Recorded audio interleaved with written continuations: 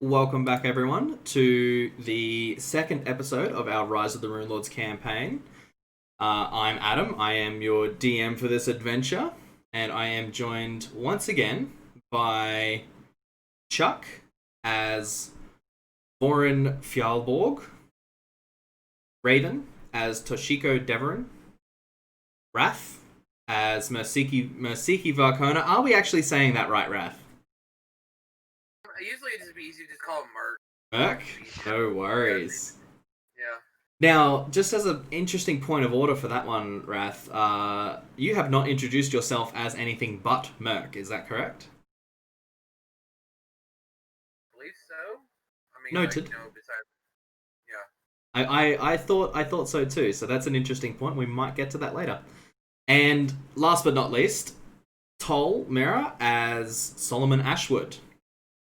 When we last left our intrepid adventurers, our heroes of Sandpoint, if you will, they had just saved the entire town, single-handedly, might I add, practically, from an invasion of goblins.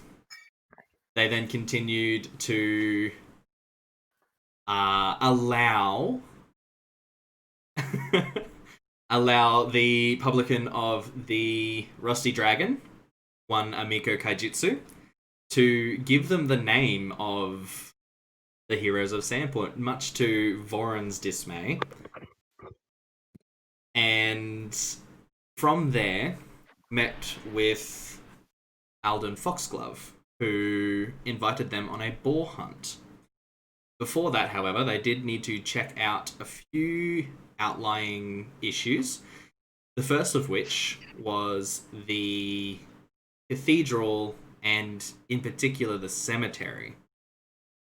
They got to the cemetery, one of the crypts, the crypt of the previous fathers of the church here, had been desecrated.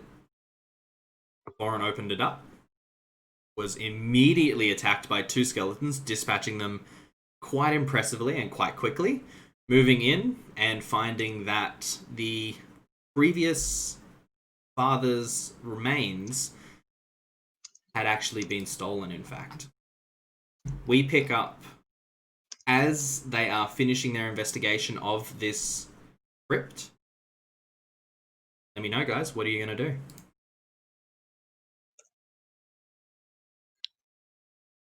Well, is it safe now? Yeah. You've dispatched the two skeletons. You have found that the remains of, what was his name? Ezekiel Tobin have been taken. They are no longer in the vault, in the crypt. And there was a slightly magical, like a fading magical robe that you did try and identify, but couldn't quite figure out what it was. All you could think was that there was something about this that helped the other two skeletons rise from the dead. I guess we were boned from the start. Wow. Are we Amazing.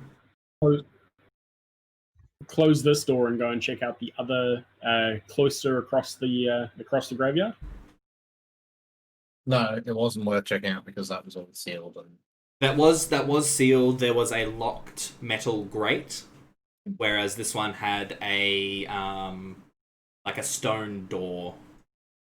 Interestingly enough, on the stone door there is like a mural of Desnan design. So it's butterflies and the moon and a path, and it's beautiful, but incredibly functional, and you feel like it's just a artistic expression of the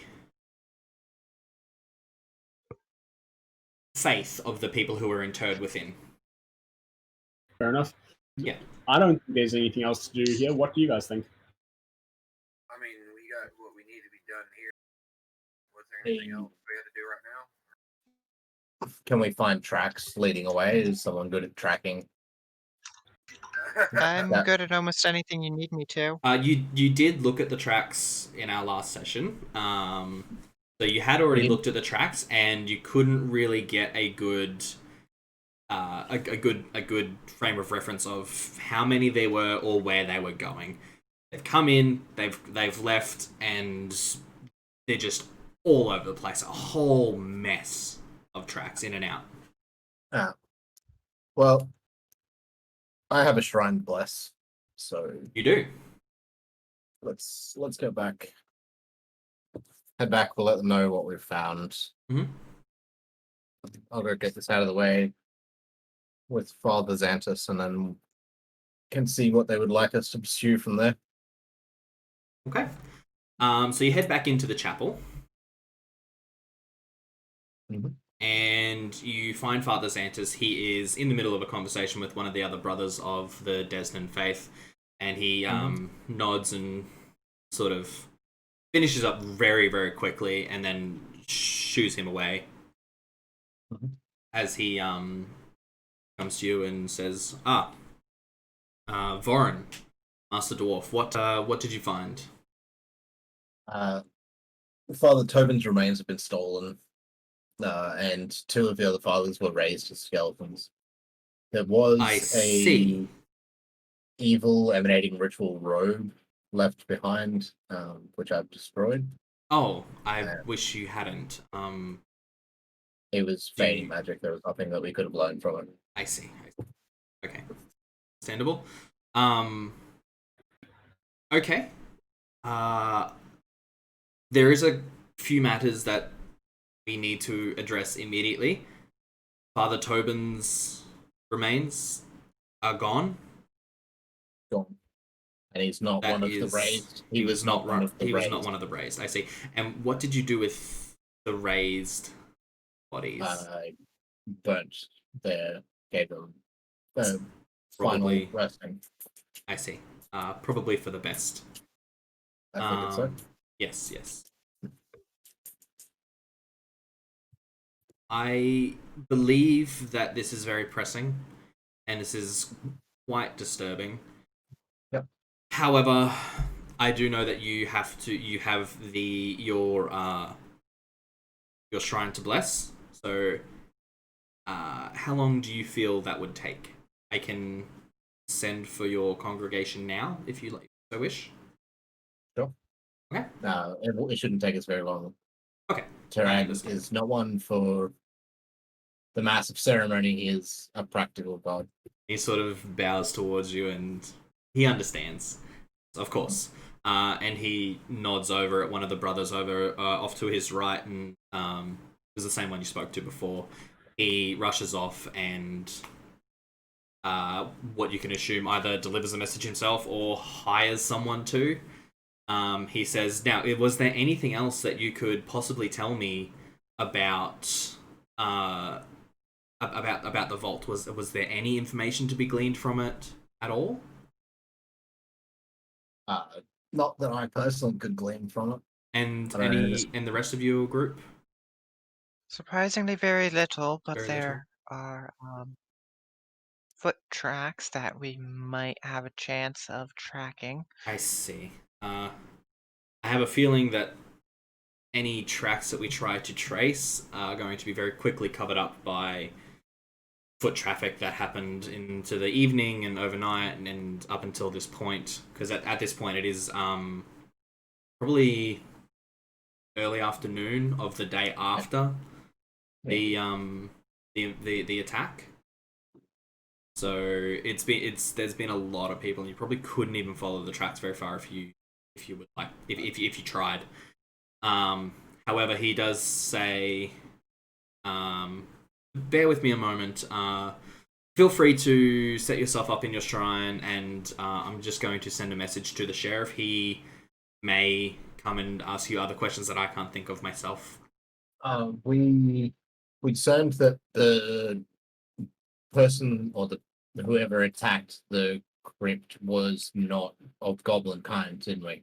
They were. Yeah, there were goblin tracks, but there was one set that were larger, a medium-sized creature, so humanoid. Yeah, I will pass that information on to him as well. I understand. And he writes it out and hands it off to a runner, and they run that off to sheriff's office. Mhm. And I assume you head off to your small section of the cloister. Yep. Perfect. The You would others don't have to have. follow Sorry. or partake. The others don't have to follow or partake. Fair enough. Toshi's just I'm gonna gonna go follow left. out of curiosity. Fair. Fair. No, I'll be outside the cathedral, just relaxing outside. Yep, not a problem. So you would have given Father Xantus basically a blueprint of how you wanted this corner of the shrine to look, feel. What does it look like? I knew you were going to ask that. So there's a small altar in the shape of an anvil Mhm. with Torai's halty symbol on the front impression. And there is behind the altar on the wall, there is a small, functional but not really useful forge. So you can do very small metalworks, but not anything sort of Mhm. immensely useful in it.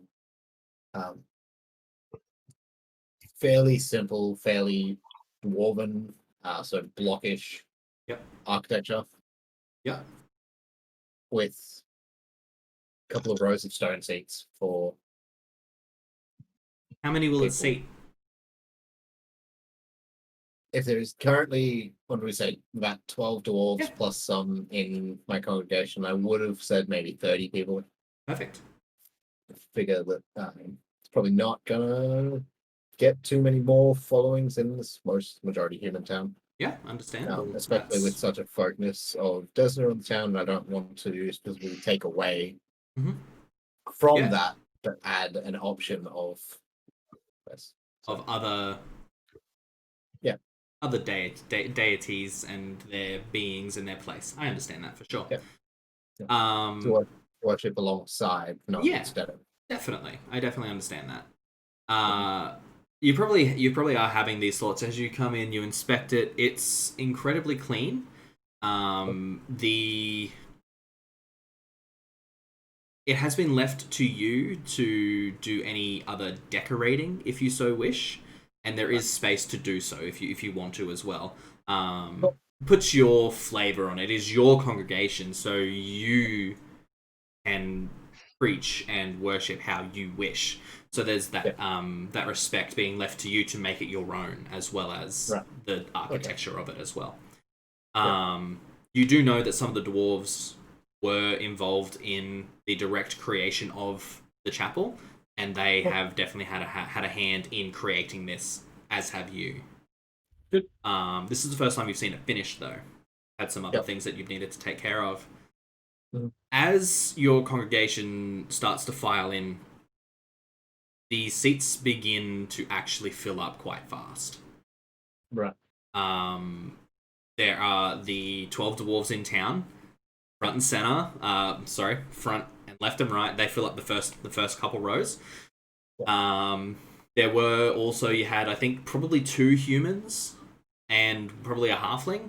More artisanal crafts. So one is a stonemason. The other is one of the workers at the sawmill. Yep. However, in addition to your original congregation, there is also another half a dozen, probably 10 people that show up as well. So you've nearly doubled the size of your congregation. This small room is quite nearly full. And they all take a seat and they're looking at you expectantly. What kind of service do you give? You don't have to give a sermon, but what kind of service do you provide for your loyal following and what looks to be some new ones? I would welcome everyone Mhm. to the new Shrine of Torag. Thank them for their presence in what is a monumental moment for the town and for followers of Torag. Torag. I will address the fact that there is many new faces and express that I hope that they are simply not here because of the title that has been laid upon me and acquaintances, associates of mine for the events, for the very sorrowful events that have happened Mhm. in the last 24 hours. Anyone is welcome, but I wish that people would come for the reason that is right to them and not of reason of fame for me, because fame is not something that I chase or desire. Mhm. And we simply are here walking the path laid before us. I would then go through the consecration. Yep. And give thanks to Desna for allowing this space in her cathedral and in her town. Ask Torag to invoke me with his flame as I light the forge, symbolizing sort of inviting him into this place, and then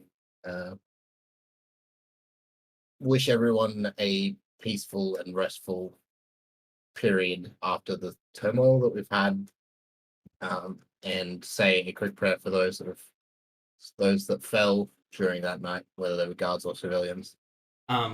You actually did get word of. Sorry to interrupt, but you actually did get word that there's only one death, and it was one of the guards. Right. So yeah, there were a couple injuries for sure, but they've all been Yeah. taken care of either by Father Xantus or surgeons. Yep. But yeah, so only one death. If that's the case, then Yeah. I will name that guard by Mhm. name. Yep. And say that he is a hero of Sandpoint more than the rest of us. And there is a bit of a murmur as you say that. The dwarves definitely nod and very somber.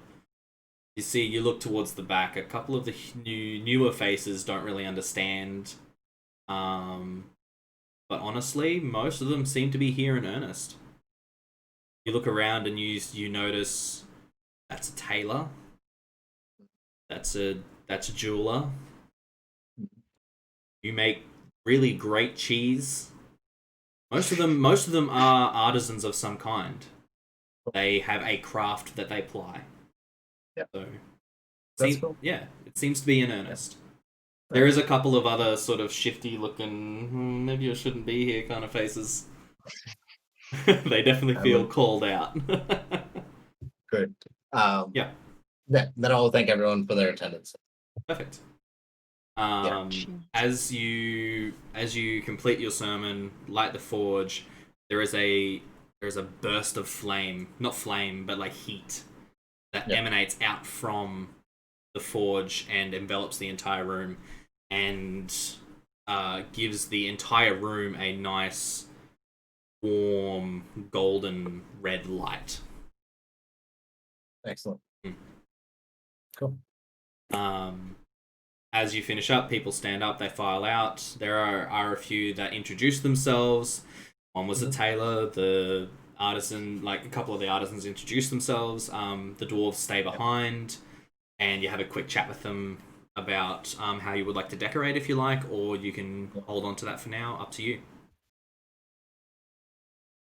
I will ask them to bring one personal effect of their own that they're willing to give to Torag to hang in the thing, because it is as much their shrine to their god as it is to mine and my god. So. Wonderful. Perfect. You see a couple. Interesting. I like that. Kind of, yeah. Eventually they leave, and you've got the place to yourself. Cool.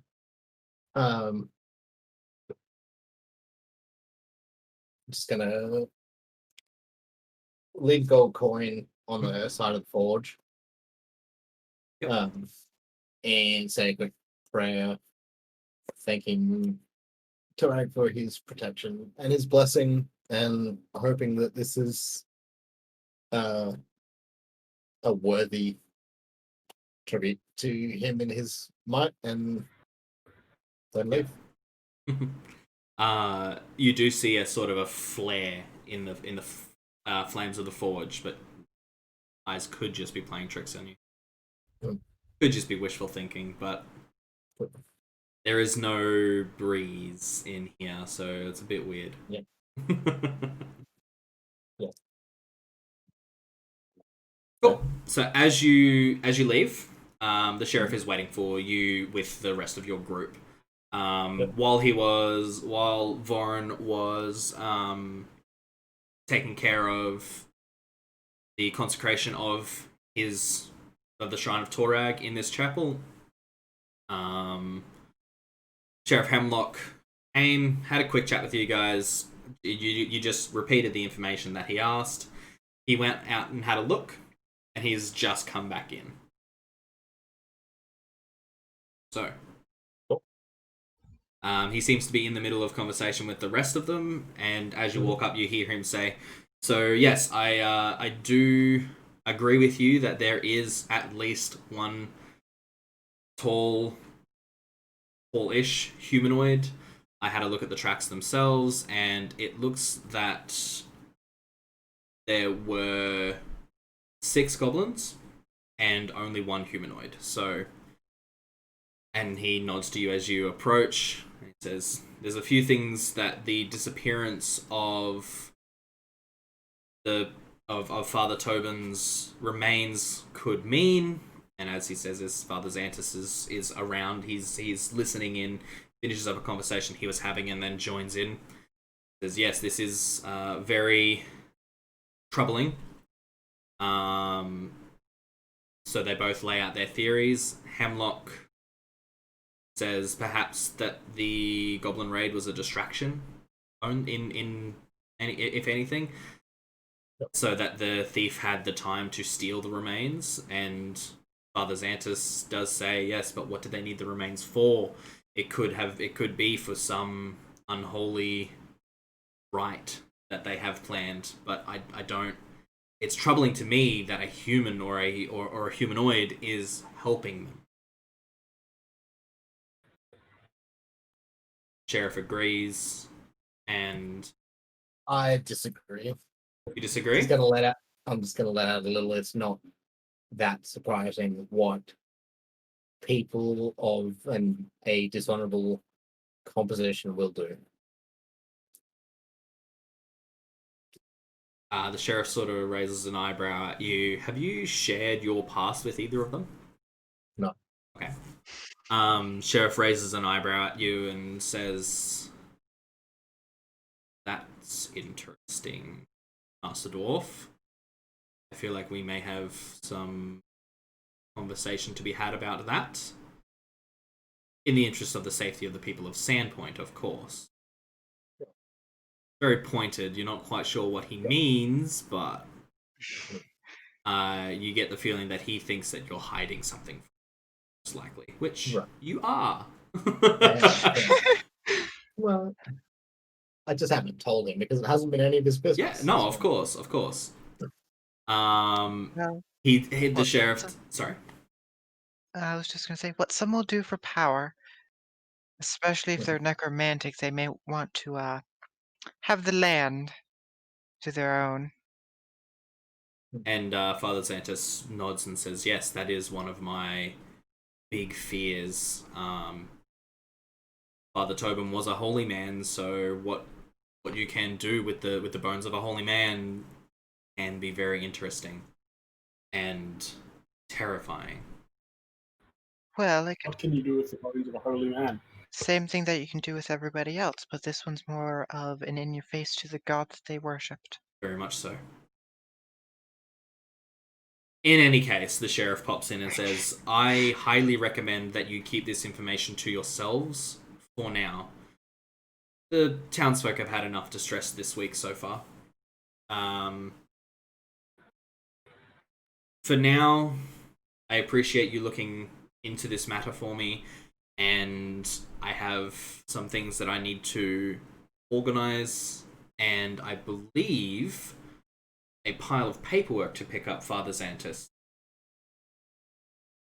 And Father Xantus sort of looks a little sheepish.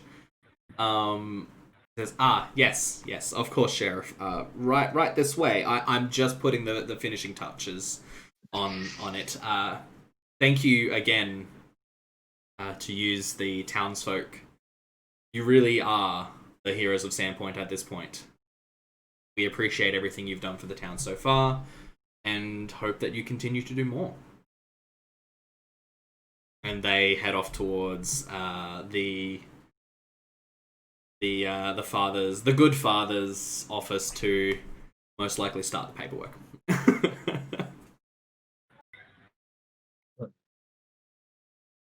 I need a drink. And I start walking towards the tavern. Which one? It's an obvious choice, isn't it? Well, there is two. I've got to ask either the hagfish or the No. rusty dragon. Yeah. The Rusty Dragon. Rusty dragon, it is. Head back to the rusty dragon. Sorry. Yep. Is this all of us heading back there? Up to you I guys. just start walking. You can follow or not. Yeah. I'm going to follow, but along the way, I'm going to try and get a crowd of people who like this whole Heroes of Sandpoint thing to come with us back to the Rusty Dragon. Uh-huh. I want to promote business going to the Rusty Dragon. Interesting. Okay. As an interesting point, the name the Heroes of Sandpoint seems to be quite well spread throughout the town already.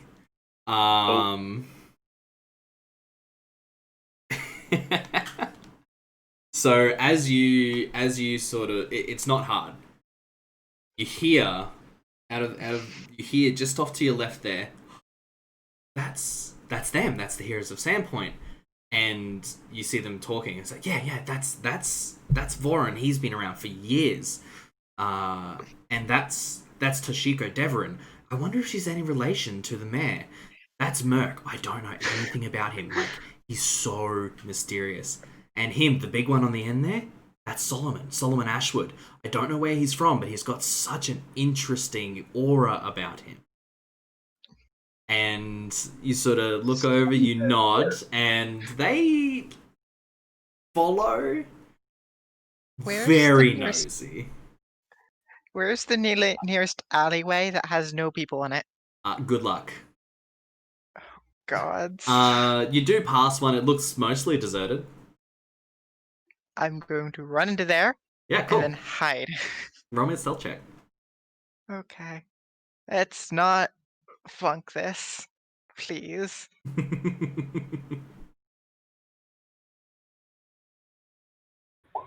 24. 24. Okay.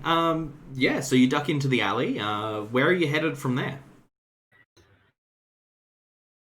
I'm going to go back to the inn, but I'm going to go and take a faster route. Okay. Yeah, not a problem. You kind of climb up over the roofs and jump from rooftop to rooftop. You do have to cross the big street, That's Festival Street there. However, you wait for no one to be looking, dart across, back up onto the roofs, and then jump across. Most of the houses are super close together, and even the smaller streets, it's only usually like a 10-foot jump. Not super hard for someone of your abilities. However, you do get to the Rusty Dragon. You slip in the front door, and what are you doing as you step in the front door? I'm just stepping in quickly and quietly, Cool. trying not to be noticed. All right, go ahead and roll me a stealth check. Oh, It is hard. You are coming in the front door. I'm sorry not trying to draw say. attention. Oh no, of course. However, I am sorry to say that as soon as you walk in, Amiko is standing there staring at the door. Says, Mhm.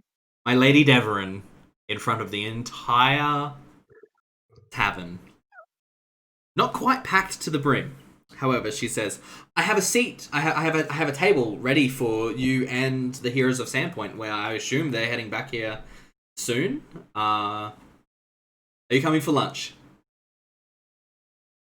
Yes. Perfect. Right this way, my lady. And she leads you to not quite a central table, but you are definitely not allowed to be hiding in the corner right now. However much you would wish to so badly. She sits you down and says, let me get you started with a drink. Any preference? It's on the house. Anything you think I would like. Wonderful. I have just the Toshi thing. looks very deflated. Perfect. she go ahead and roll me a sense motive. Oh no. At least I'm not bad at that. Hmm. 28. Okay. She's 100% doing this on purpose, but not to embarrass you and not to out you. She's doing this to drum up business for her tavern. And Yeah. it is working so well. Because as she puts a drink down in front of you, she sort of leans in and whispers, this isn't even on the house. Like, someone else has already paid for this. I just wanted to let you know. This is amazing. My lady, enjoy. And she heads back to the bar and continues serving other patrons. So How well could I Yeah. hide underneath the table? Look, to be honest, not super well. Damn. As you sort of listen in, you hear those same comments. Deverin. That's the same name. That's the same last name as our mayor. I wonder if there's any relation. Toshi's like, Oh God. you know when you're like in middle school, how you're just like leaning down all the way in your chair? Just like, oh no. I get that. Yep. I understand that for sure. So as a point, there are many eyes on you. At any given point. She Amiko places the drink down in front of you. You take a sip. It's quite sweet. It's very flavorful, bit like a honey sort of mead type of drink. It's strong, and you kind of feel like she's like, hopefully this will take the edge off the embarrassment you feel, because I'm not going to. But yeah. Wait a second, does Toshi have a room here or is it somewhere else? Yeah, you have a room here, most likely. Okay. At least I can get out later. Yeah, Through the maybe. window. Maybe.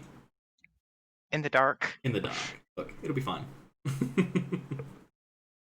It's probably only another few minutes. You're probably halfway through your drink before the rest of them show up to a round of thunderous applause and a cheer of the heroes of Sandpoint, led by none other than Amiko herself. She says, your friend has already secured you a table. Come in, sit down. I'll be with you very shortly. And in files another probably 20 or so people. A couple families, a couple couples, and some people by themselves. So yeah. I will look up at Solomon and be like, did you have to? I wanted information. There's people here to talk to. Well, This is very true. You guys just see Toshi like She's just halfway like, down the chair. oh God. Just like holding the mug in front of her face, like, oh man. Yep. Put up, like in front of for their sure. face. For sure. I don't know. Have you ever had like a cockroach in the middle of a room and you turn the light on and just sort of like, oh God. And then it's like that except for the because she can't run anywhere. There's nowhere to hide. in any case, you guys sit down. Amiko brings you a round of drinks. Was there anything that you would have ordered? I don't think we'll have eaten, so food and drink. Yeah, what would you like? What's an offer? Well, we have some pork stew that needs to be eaten from the festival yesterday. That's quite good, even if I do say so myself. There is none of the curry left that I made, so unfortunately we're out of luck with that one. However, if there is something in particular that you would like, might be able to do something about that. I'm gonna wing it and ask for the hero special. Heroes special coming right up, sir. And for the rest of you? Right. Just as a like, how many sort of impoverished or homeless people are there in Sandpoint? Honestly, not too many. It is a pretty tight-knit community, so they tend to get taken care of. Yep. However, in any sort of situation like this, there are probably a good 2 or 3 dozen people that are on the poorer side, and maybe 3 or 4 homeless people. Cool. How many of them are nearby? None. Where would I think they would be? Specifically, Most likely the poorer families. The poorer families are more up near Junkers Way there, or Tower Street, near where the old lighthouse is. That's sort of where they are. They're sort of out to one side, either that or they live out of town on homesteads of their own. That they're trying to eke out a living. Anything extra that they have gets bought in to sell. They don't live a life of excess, but they live, and it's not super comfortable, but they live a life of necessity. So there's none around at the moment. However, Cool. Might be able to do something anyway, depending on how creative you are. How much pork stew is left? Amiko says, well, depending on who buys the meal, enough to feed everyone in here at least once. Possibly more. Most likely more. Way too much more. Look, honestly, if I don't want it to go... Excuse me. I don't want it to go to waste. So if you can think of any way for me to use this, more than happy. Okay.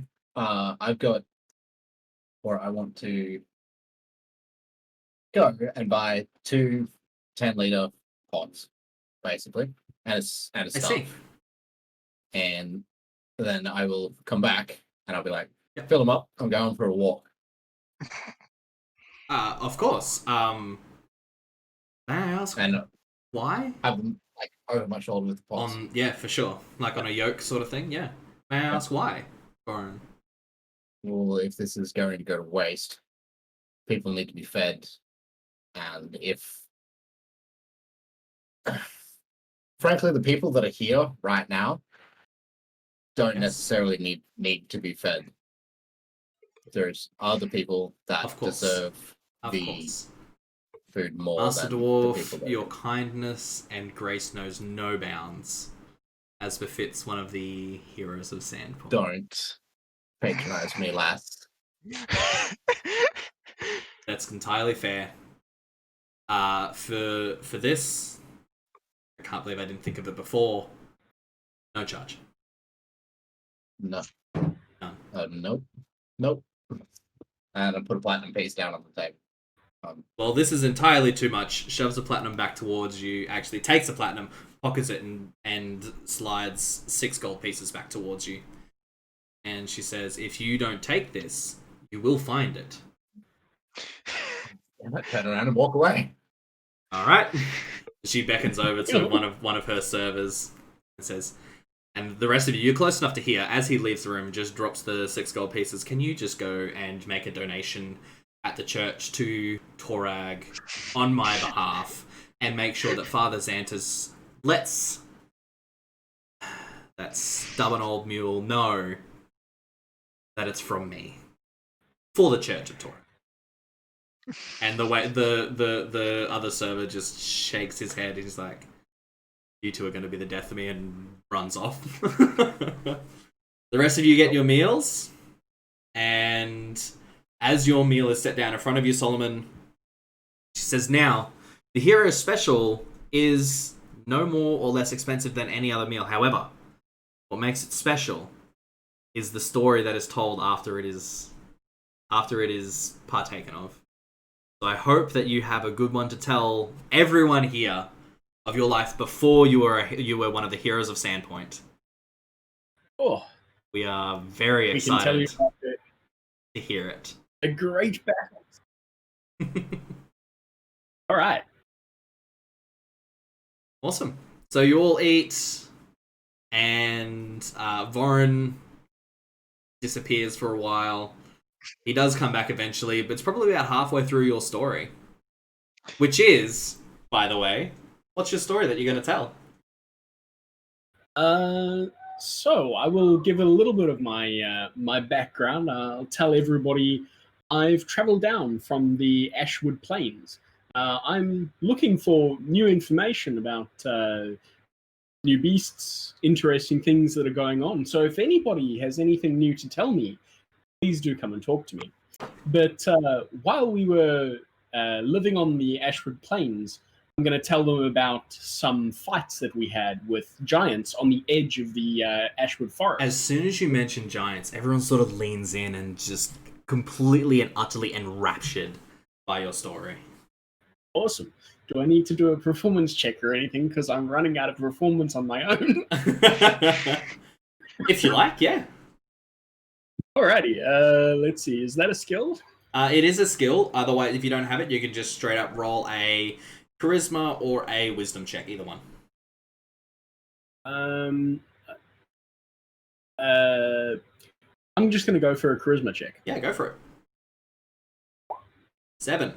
You do stumble over your words a bit, and you because Amiko does push you up onto not a stage, but like pushes you into like the center of the room where everyone can look at you, everyone can see you. You're feeling very put on the spot, and you get a little nervous. From the ceiling.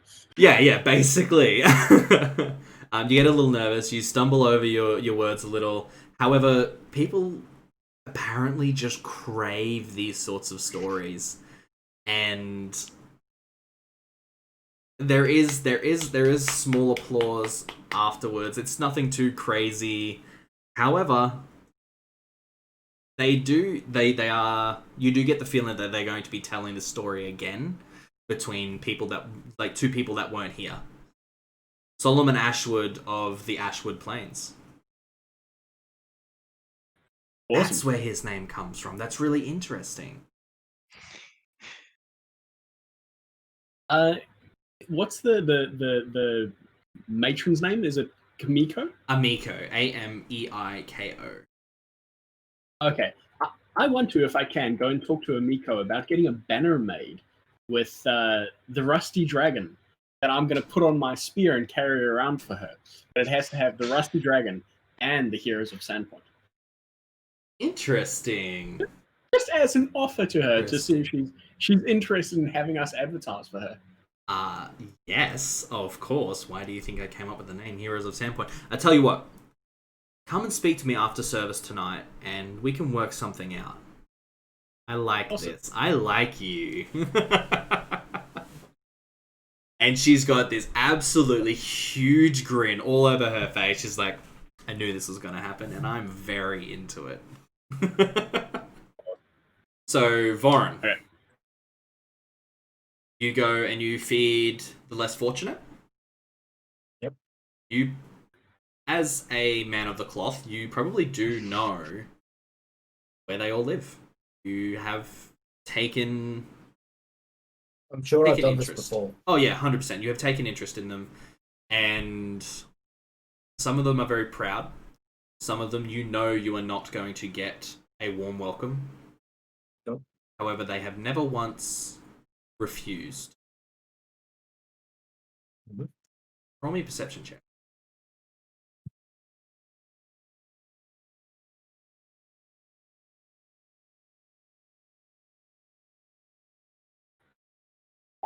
Cool.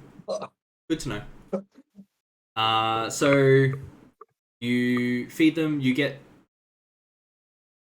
a less frosty reception than most times, with some of the more proud patriarchs of their family. Mhm. They have a chat with you. They talk. They thank you for all you did yesterday, and they thank you for helping. You do notice one of them was in the back of your congregation at the consecration, Mhm. and he does say, "I do admit I must apologize for talking at your consecration ceremony. However, I know there is nothing I can do to give back at this point, except for quite possibly helping in any way I can. I don't follow your god. I don't need him, but I don't know how else to continue accepting this. Accepting what? If we can keep it that way, would be help, I guess."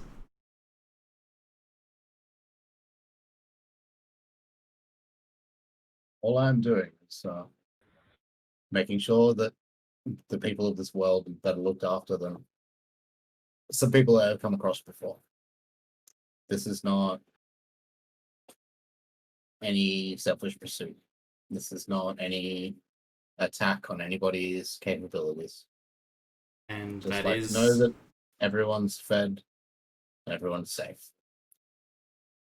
I know. And that is the only reason I haven't told you to jump from the top of the old lighthouse. I appreciate what you do for myself and my family, and you look behind him, and there's two little kids, a girl and a boy, and his wife is sort of just watching, and just you see the wife, you meet her eyes, and she smiles and nods at you. Yeah. You finish your rounds, you head back to the Rusty Dragon, right when Solomon is in the middle of stumbling over the most exciting point of his battle, and stutters a little bit as he recounts how he single-handedly slays the giant that was terrorizing his tribe. Can I sense motive whether that's a bit of a Full tale? Go for it. flamboyance on it? Oh yeah. Exaggeration? More embellishment. Yeah. Most certainly embellishment. He did have a big part of it, but it wasn't single-handedly. Cool. Oh. And you've seen Uh-huh. these sorts of stories told before. There's always embellishment, and you know that. Oh yeah. You can't Yeah. not embellish when you're put on the spot like that. Yeah. And you walk in, Amiko meets your eye, winks, sort of. You go take a Same. seat, and she brings over a meal for you. When Puts she it does down. know to be like, did you encourage him? I did nothing of the sort. You know the rules behind the hero special, and that's what he ordered. Seems I quite did honestly very nothing. special, I think. It's always been a thing, Master Dwarf. You've just never ordered it. And nor should I. It's always been a thing since 15 minutes ago. No, it is a thing. It is a thing. The hero special is it's just a meal, but if anyone ever asks for it, what makes it special is the story that's told after. It's the exact same food that everyone else gets fed, but if you order it, you have to back it up. Why do you deserve the hero special? It's Amiko's way of just playing with the minds of people who think they're possibly a little better than they actually are. Like she's flaunting us out to be. Oh, she's definitely doing that. However, At least Toshi knows not to buy that now.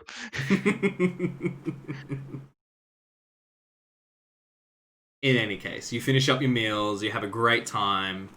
It's just turning dusk, so you have probably a good half an hour or so before sundown. The rest of the day is yours. What are you doing? Anything in particular?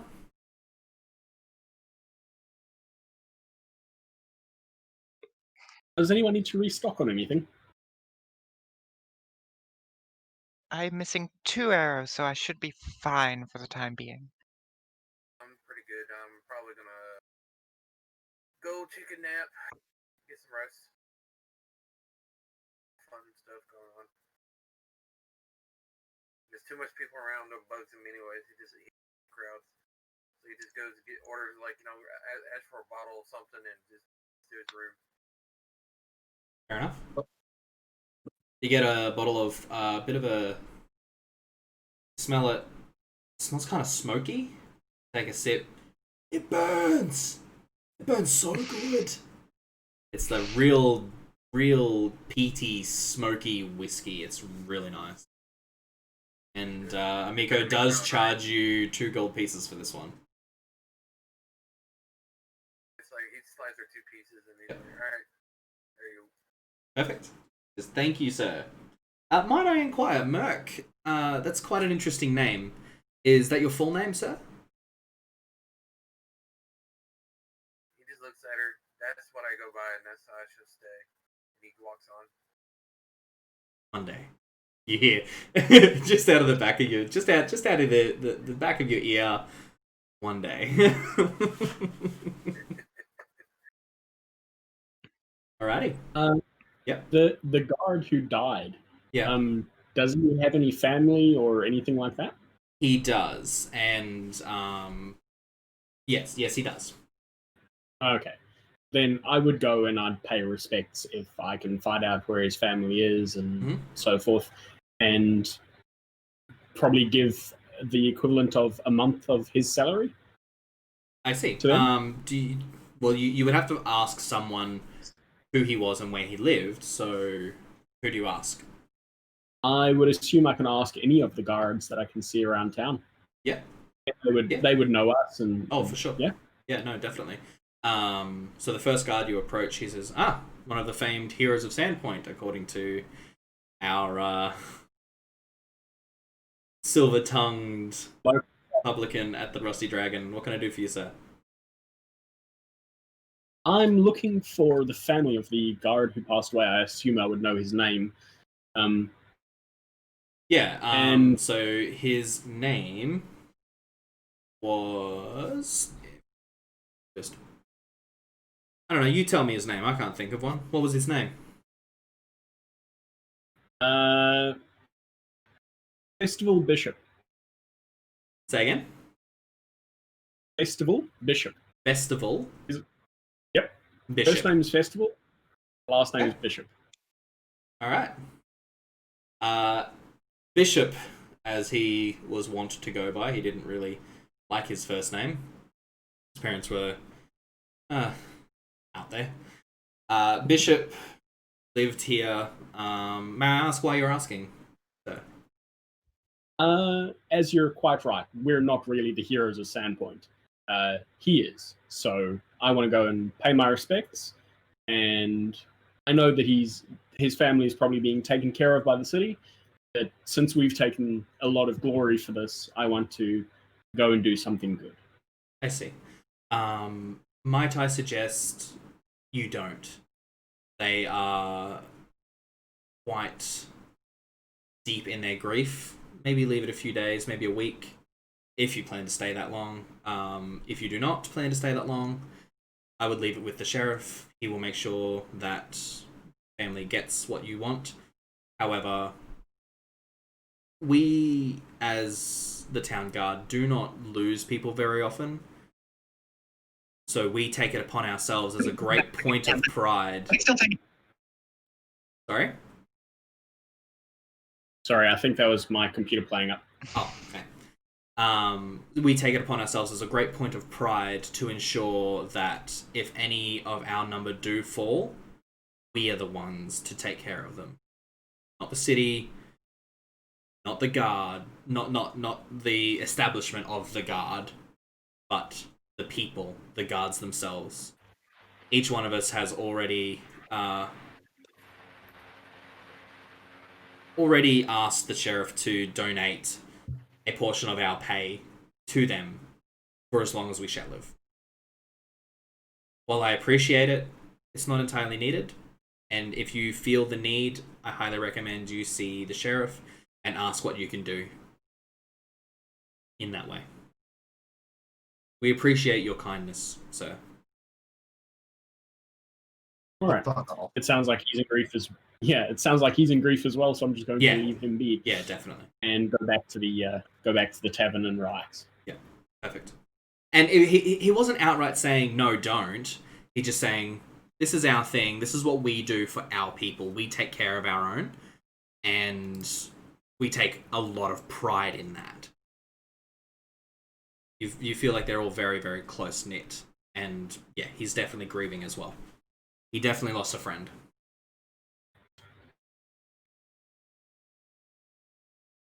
All right. Okay. Anyone else got anything? I'm gonna go and see Kedril. No Okay. Forge Master. All right. Are you taking him anything? I'll take him a meal and a drink from the Okay. tavern. Perfect. What drink do you take? What's his favorite? Let's say his favorite is a really rough stout, Oh yeah, harsh, bitter. harsh, bitter roasty. state, just like him. Yeah. Yeah, not a Take problem. Not many people order this. However, Amika Nope. does keep it around for him. So she hands it over and looks at you and says, "Luck." You walk out. You head up to. He wishes. Yep. He wishes he would be rid of me. Yes, I'm sure he does. You take much too good care of that old grumpy dwarf. However, he does need it. Grumpy. Very grumpy. So you head over to the Forge Master's house. Yep. And you knock.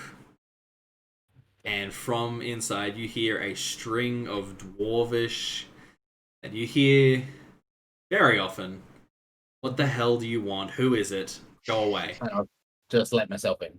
Yeah, you do. He says, Vorin. At least it's you. What do you want? Food. Yeah. Takes the beer. Understanding. Takes the beer out of your hand. And then just downs it. Nearly all in one go. Like, half of it. Puts it down. Well, what's new? Why are you here? Other than the food. Is there any other reason? What do you want? Is there any reason that I should wish to come up and catch up with my Forge Master? Is there any reason I should wish for the company of another dwarf, even if he is a cantankerous, cranky, You already have plenty of other dwarves in your Draconic. life. You know that. draconic in attitude? Draconic. How rude of you. Don't make me come over there, because I will. Please sit. Ugh. There is a person going around town asking about you. Yeah, I threw a hammer at his head. Red-skinned one. Tiefling, right? Yeah, What do you know? Yeah. He not concerns much. me. Haven't. Yeah, well, that's why I'm asking. Why would he be chasing you, chasing information on you? I have no idea. Why would I know? I don't talk to anyone. You know that. Yeah, but He scoffs at you. you're an old man. You've been around a long time. Is there Yeah, something? and I wish people would just someone- leave me alone. Yeah, I get that. Look, I don't know who he is. Do you have a name? Merc or I'm Nope. don't know how to Nope. say You it. have Merc, Merc. You have Merc. That's it. no, because I questioned him on his name if you remember, Yeah, I questioned him on his name. that's fair. That's And fair. he didn't say no. He said, I prefer to go by Merc. Okay. So I have his name. Yes, you do. That is true. Interesting. I had forgotten that I'd given you his name. So he says, Barcona, you say? Yep. Interesting. There may be something to that. No, He I says he don't wants want to to go. talk to him. What? What does he want to talk about? No, I know what he wants to talk about. No, I don't want to see him. You don't want to see him? No, Okay. no. I'll turn him away. Send him away. Wait. Look. I hate people. Me too. If No, not really. no, you But- don't. Stop that. I Stop know. lying to yourself. Look. Come on, you're the only one look, that I if- can spit with. Yeah, that's true. Look, if he can prove himself a decent being, decent man, I might talk to him. Maybe. How is he in a fight? It's okay. He's okay? It's okay. He did a lot the other night. He really did Mm. help. Yeah, I heard about that. We definitely would not have fared so well without him. Hmm. I don't believe. I see. I feel like you corner him with his fists, and he won't do quite a good job. Mm-hmm. Bit of a magic, Weedy bit one, of a is he? magic man. Mm. Yeah, but that doesn't take away from a person's value. I'm still not sure where he lies. He's very secretive, very I don't like that. loner. Hate that. No, Alright. Look. Give him a couple weeks. Stick to him. Like,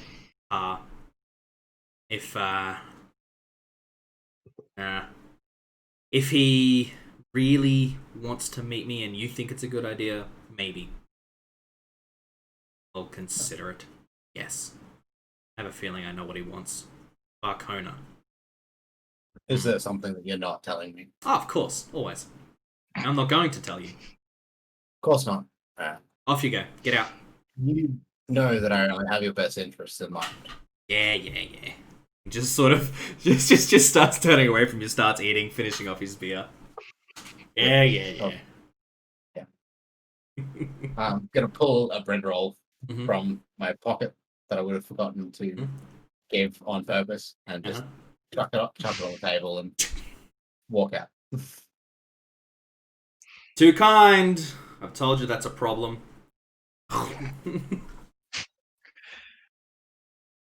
It was a wonderful eating sound. Yeah. Thanks. And then I'll go back to my house. Yeah. Fair enough. You head home, and there are a couple people waiting outside the front door. Master Evening. Dwarf.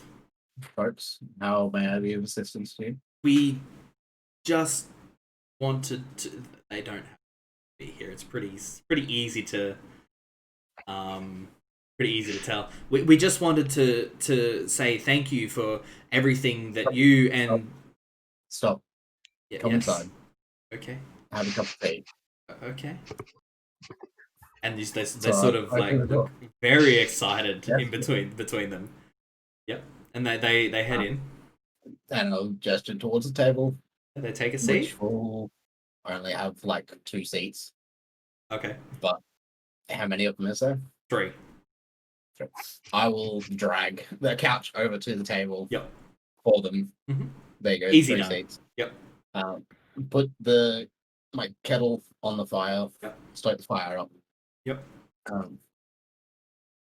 So do you have a preference for tea, coffee, Tea. green, Tea. herbal? Green tea is fine, thank you, Master Dwarf, Master Vorin.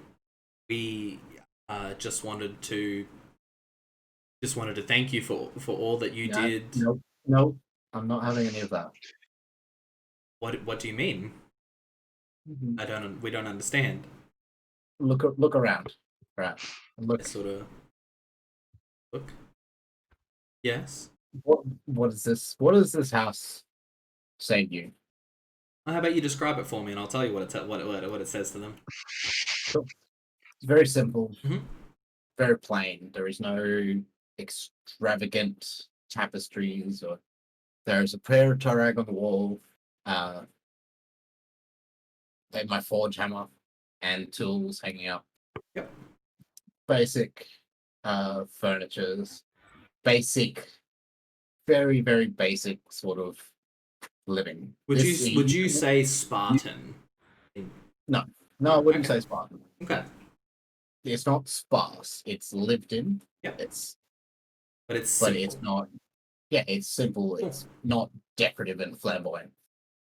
If you walked into this house not knowing whose house it was, you Mhm. would not be able to tell, other than the forge tools, whose house it was from anybody else in town. Okay. Interesting. Um, they look around and they're actually confused.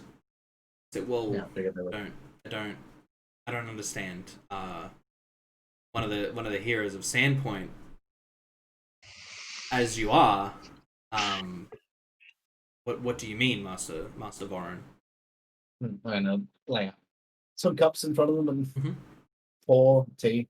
Yeah. And say, stand next to my table. Mhm. I won't have a seat to sit down, and I will not sit down if one of them offers Yeah, to give me a seat. they No, would. They would. yeah, no. Yep. Sit down, lad. I'm just another one of you. Okay. But not one of us lifted a finger to drive back the invaders. You did. Is it a male that's saying this? Yeah. Yeah. And Smith's son. Hmm. Do you have any military training? Well, Do you have any training with the sword or the shield or the axe or the hammer? No. If you did have such training, would you have raised said sword or shield or hammer against the goblins? He sort of like looks at his companions. I'm hoping that he lies and says, or doesn't lie and says, yes, of course he would, because. Yeah, and he Yeah. does, and he says he looks at his companions and is, yeah, yes. Oh, of course. So, how does that make me any different from you, other than the fact that I have had that training? I have been given the capability to do that. How am I any different to you? Well, you have the ability. I guess that's what makes you different. That's what makes you a hero. Heroes are those with exceptional ability, are they not? No, it's not. No, heroes are those with the courage to act when necessary. Heroes are those that put others before themselves. Which you did, Master Vorin. And You did, you just said that you would do the same. but I can't, and I haven't, and I didn't. You did, Yeah, and there's like I they're mean, not yeah, listening to you. No. They've got this in their head. You are a hero, and you're feeding them tea in your home. They're inside the home But- of one of the heroes of Sandpoint. Who is but a humble dwarf, right? And that's what I'm trying to prove to them. Yeah. I am not more than they are, Hmm. and nor do I wish to be. I understand. So- I get Yeah. that. Yeah, I will tell them that the others may revel in the glory they are given, but history has taught me that glory will only betray you in the end. So What do you mean? it's a story for another time. Is this about what you said about the military? Where did you serve, Master Vorin? I served in my homeland. Where did you come from? The Miss Spring Mountains, That's which that's a Hmm. far off place. Yeah. Was it with one of the dwarven armies? Or was it a town like this? Little from column A, little from column B. I see. We'll say. Oh, right. It's the point is it's not important. Right. How is it not? It's your past. That's what. Yes. That's how you can protect this entire town the way you did. How can you say that's not important? You can protect this town too. How? What do you do? What is your livelihood? I'm just a simple farmer, and the others are like, yes, just we Okay. farm. That's all we do. So, what would you say the most common thing you use, the most common tool you use in a day is? Either a spade or a pitchfork. Right. So take your pitchfork, Yes. and it's basically a 3-pointed spear or a trident, right? I mean, it's got 4 points, but yes, yeah. Not 4. Quadrant. I'll go over to the wall, Mhm. or I will take my long hammer off my back actually, because Okay. I won't have had the opportunity to do that. Yep. I will show them how to hold it, Mhm.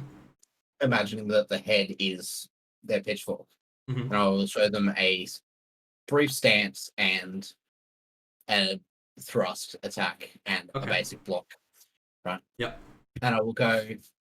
Now you have the capability, if you have the courage, to defend your fellow people of Sandpoint if the time comes.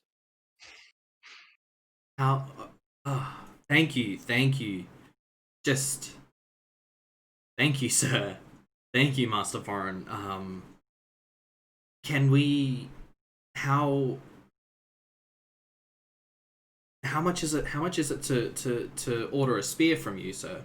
How can we? Because we need weapons. Much as a spear. I think it's about 5 gold, if that. It's pretty cheap. Yeah. Why are you such a wholesome person? Like, holy shit. This is Don't- why he's don't my say best anything. friend. No. This is why he's my best friend. Like, oh god, why are you the father figure to everyone now? Right? Daddy Vorin? No. That has slightly different connotations. I realized what I'd said as soon as it come out of my mouth. I apologize. I could make it worse. I mean, please don't. I'm sure. Let's not. So a spear is 2 gold, which is 2 gold. Yeah. And if I'm paying a third of the cost, that's Like 8 6 gold. silver. 6. Yeah, no, you're right. No. Go 7 silver. That'll be 21. 7 silver. Yeah, so 7 silver. You could knock 3 out in a day pretty easily. Yeah. All it will cost the 3 of you is 6 silver, 7 silver, to cover the materials and come and pick up your spears late tomorrow afternoon. Of course, Master Dwarf. Are you sure? I know that weapons are more expensive than that. Can we... Is that doesn't seem enough. You pay me with this. Yes? Are you ready? Anything.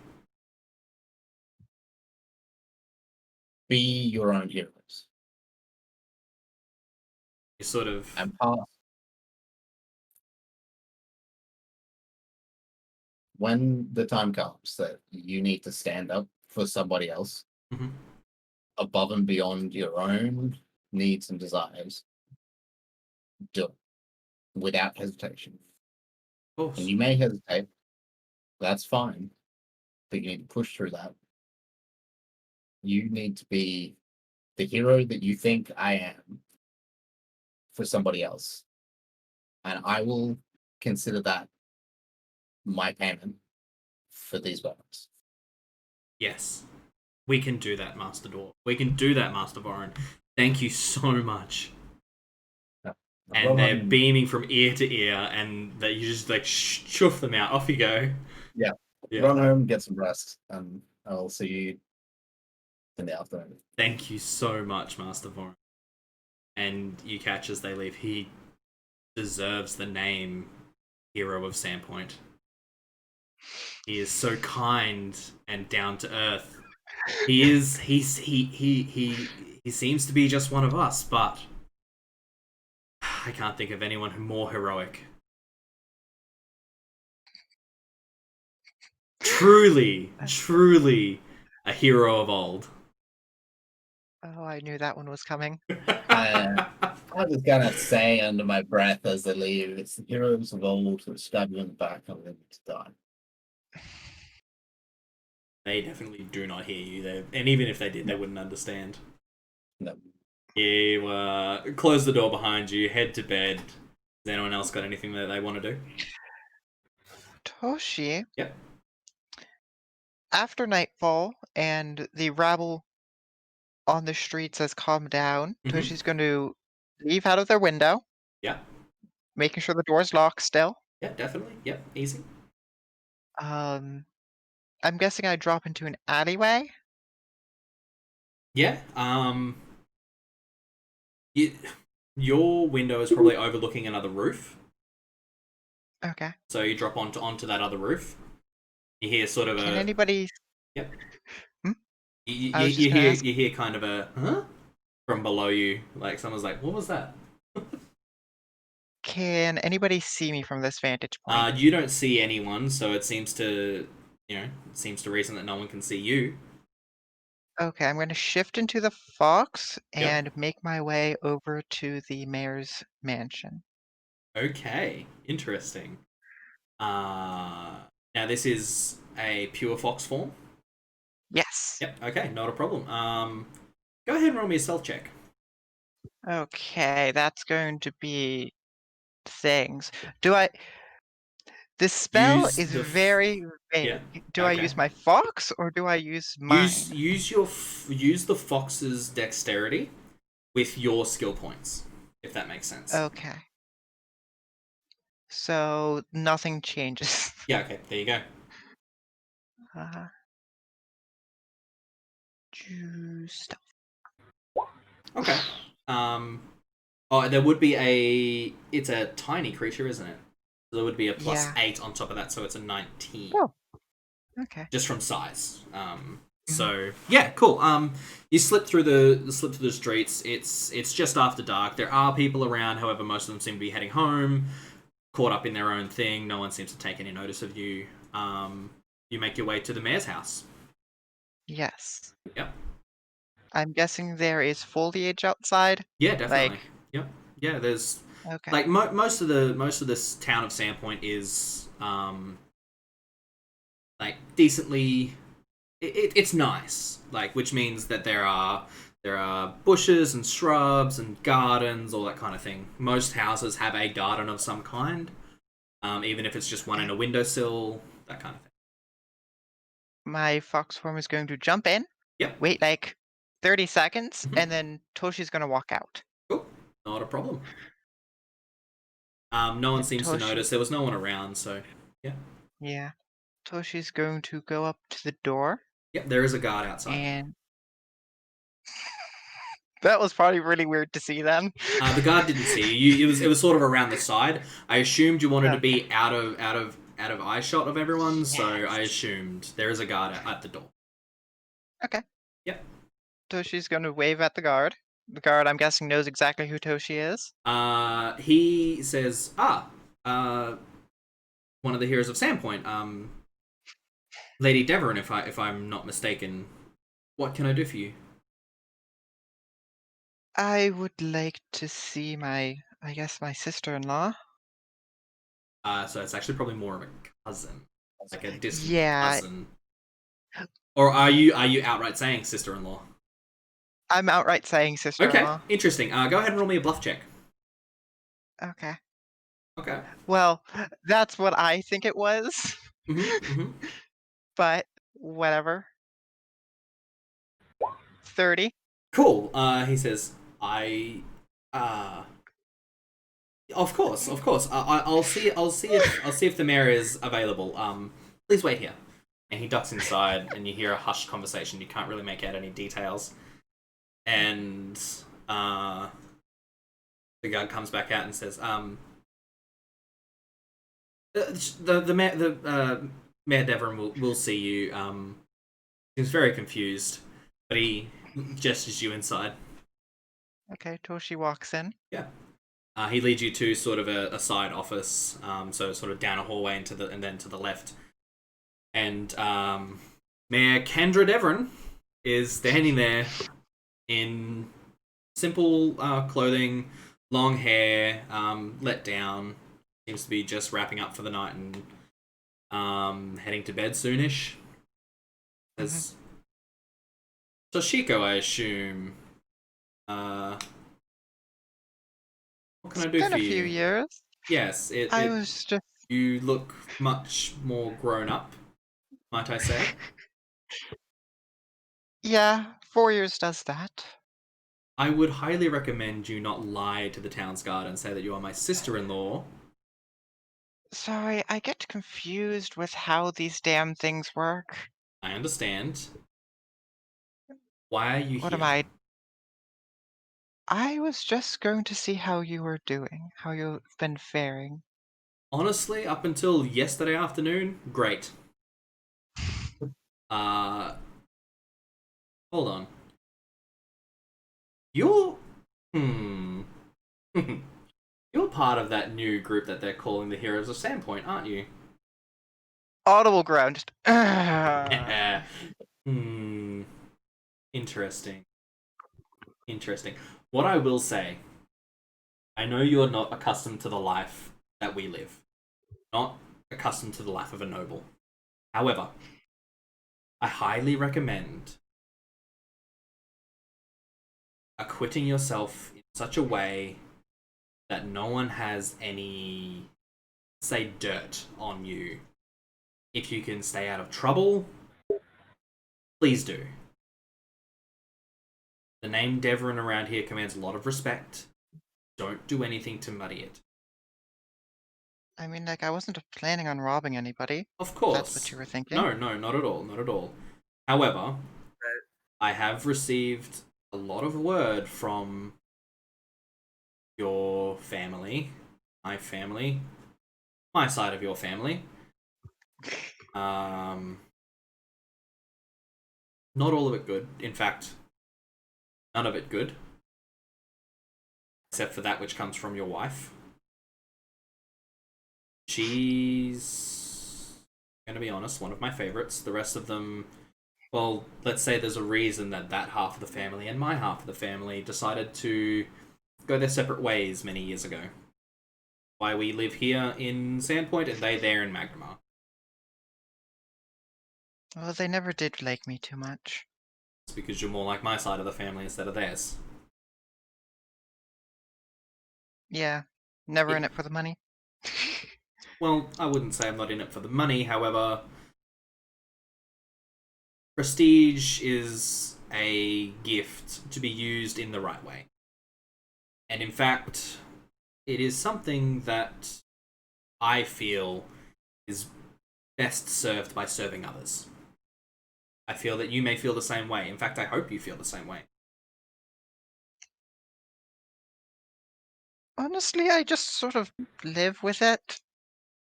I see. Marrying into a family such as mine is difficult, to say the least, and real pain. Put a more blunt point on it. However, I get the feeling that you are running from something, and it's not my point, it's not my business. However, I will not help you run. I will not give you up either. I'm more interested in seeing what you can do as part of that side of my family. Well, that also begs the question, what have you been hearing? Nothing I wish to repeat as yet. I'm sure you know the gist of it. No one likes you except for your wife. which, let's be honest, did better. However, I may have some work for you come up. If you would like some work, it would do me well to be able to assign a family member as a protector of Sandpoint. Cement my position here and possibly win me another term as mayor. I don't think anybody's planning on overthrowing you as of right now. Well, let's hope that stays that way. I do my best for this town. I love it. I've lived here my entire life. In any case, I digress. What was What the were you here tonight? other noble's name? I'm Which forgetting one? his name. The one that recognized me. Alden. Alden Foxglove. Yeah. He was from Magnemar. Yes. Yeah. Do you know an Alden Foxglove? I do. He spends time here on occasion, and people of our station do need to entertain each other, as is polite. However, he hasn't come and seen me yet on his stay. I believe I heard, however, he had a bit of trouble with goblins and that he had made contact with you. So, you know what? If he doesn't come and see me this visit, I don't need to see him. Did you have a specific question about him? I was just wondering if you knew him better than I did. Do you know? You actually probably would know him better than I do. You live in Magnemar, and so does he. He only visits here. And I only see him out of politeness. I wish it was the same with me. I see. And unfortunately, it seems that we are both as ignorant as each other about him. Were you the ones who saved him? Yes, I might have accidentally shot him. She visibly chuckles at that one. She's like, I apologize. That should not have happened. However, since it is just you and me, I'm not sorry. It was kind of funny. I can only imagine him and his noble sensibilities with a arrow sticking out of him. Also half covered in blood, but Oof. that's... Yes. No, Uh, that's... Yes. Look, as long as he's okay, that's what matters. I don't have any information about him. And keep yourself available over the next few weeks. I may have some tasks I need you to perform. okay. Not as payment for keeping your presence here secret, but if the other half of our family does find out that I was hiding you, it could end very poorly for me. So It's I not do like this they for don't you. already dislike you. Look, this is true. However, they don't outright hate me yet. So, a little Hey, how about you join me? quid pro quo. I keep your presence here a secret. You do some work for me. How does that sound? Okay. Just whatever you do, don't let my wife know. Why? Are you not in contact with her at the moment? I'm on an adventure, let's say. So I would much See. rather not have her worrying. I see. If it came to it, would you like me to tell her that you are okay? Last I saw. Or I mentioned Sure. nothing. Just tell her that, but don't tell her where I've gone. Of course. And Be our little if she secret. comes into town, please let me know quickly. I would receive word before she left Magnemar. Especially if she were to come here. Nobles such as our family tend to take some liberties in where they stay. They don't stay in taverns or inns, they stay in their family's houses. Yeah, I'm not going to ask to stay in your house. Yeah, That would good, be... don't. It's not that I'm a private person, it's not that I wouldn't have you. I just don't know you, and I don't like having people I don't know in my home. They take liberties, and they're annoying. The most I would do was set up tea for you, but no, I understand completely. Perfect. It would be way too awkward for me right now. I definitely agree, and if you were staying in my home, I could not hide you. The only thing that is saving you is the fact that you are staying in one of the inns. And in fact, if you so wish to stay undercover, I would very much recommend not using the Deverin name anywhere but Sandpoint. Honestly, I've been trying. But, however, it's kind of difficult when you run into people that you know. I do understand that. In any case, welcome to Sandpoint, Toshi, and if there is anything I can do for you, let me know. I like you, Thank and I enjoy having you as part of the family. I do need some sleep, though. Toshi, So, sorry, go on. Toshi is going to tear up a little bit at that and go, okay, have a good night. And she's going to just sprint. That one. So, you head out of the mayor's house, and where do you go from there? I'm going to... I'm just going to walk in the front door of the inn. Mm-hmm. It's pretty quiet now. Amiko locks eyes with you, sort of cocks her head a little, and doesn't acknowledge your presence. Well, she acknowledges your presence, but she doesn't announce your arrival. There's probably about three or four. There's probably about 3 or 4 people in here. Honestly, it's getting late. Toshi is very happy that her presence has not been announced. Yeah. And she's gonna quickly scamper up to her room. Yeah, not a problem. The door's locked. Do you have the key? Yeah. Okay, good. Just checking. Because that's something I would do: is sneak out the window, and then like forget the key. I still have lockpicking tools. I still have lockpicking tools. If I locked myself out, I can just go click. That's fair. That's fair. Alrighty. Anyone else got anything they want to accomplish tonight before we get some rest? No. Perfect. My bottle. I'm probably passed out drunk right now. Oh, most certainly. You are going to have a hangover and a half the next day. It's going to be rough. Toshi is going to lock the door and then bar the door and then sleep as a fox on the bed. Not a problem. The night passes. You all get some much needed rest and well deserved rest. You wake up the next day. Some earlier than others. Merc, you in particular, wake up quite late, probably around about 9, 10 a.m. Probably done, Yeah. Splitting headache. Like, absolute splitting headache.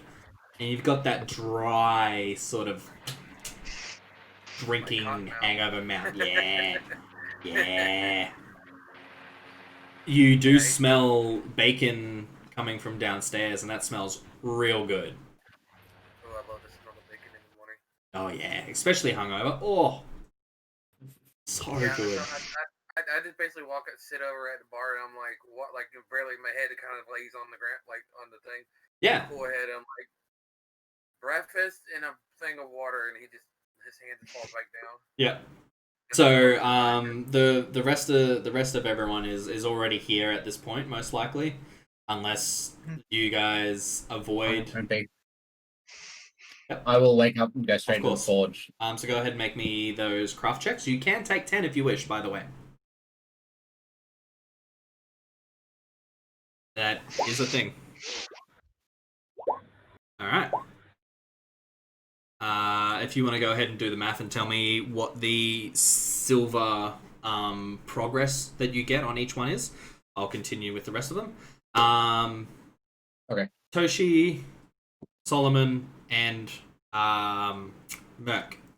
As you come downstairs, You'll sit down and you'll eat. You start to recover from the hangover and get some interesting liquids into you. Let's say. Amiko drops a glass of ice water in front of you, Merc, and says, "Would you like a glass, or do you just want to drink out of the jug?" Give me a glass. Pulls a glass out of out of somewhere from behind her and drops it down in front of you. And she says, "Breakfast for everybody, I assume? Yeah, something. Greasy or not greasy?" Well, something light with a little bit of bacon. Lovely. Gotcha. Do you Anyone have else? fish? Yes, we do. Let me just check to see if we have received our shipment yet. And she sort of looks out the back.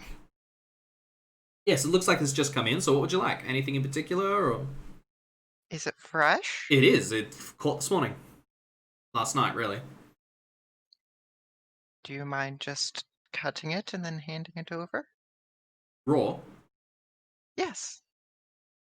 I can do that, if you so wish. And for yourself, Solomon. Hero's breakfast. I'm Share with sorry. you. I'm sorry. I do have a another interesting, and she looks over. There's another interesting party that I have already provided the hero's breakfast with. So Ooh, you can have yours tomorrow.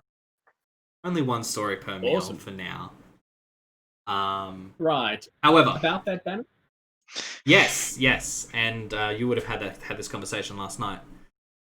She says, I've done some thinking on that, and I have already sent a sketch to a tailor.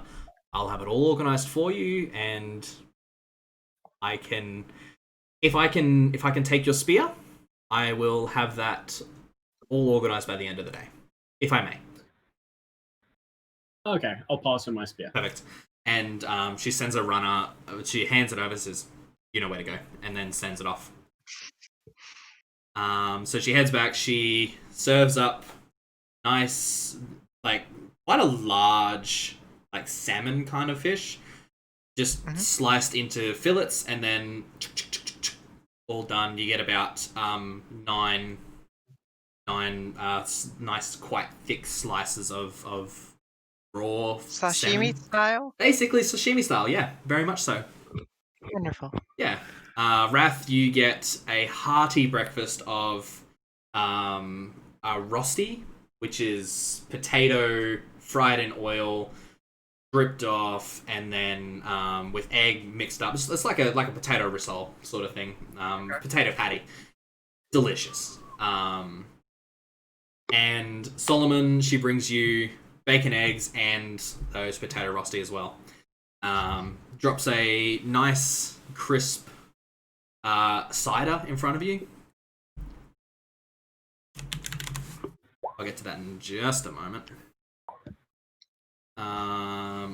So, after breakfast, you see a dark-haired male human with what looks to be a metallic arm of some kind. And as you catch a glimpse of his face, you see his eyes are completely black. There's no pupil, no whites, just completely black all over. Very similar to what you've seen possibly some tieflings, whether they be red, gold, whatever, just completely black.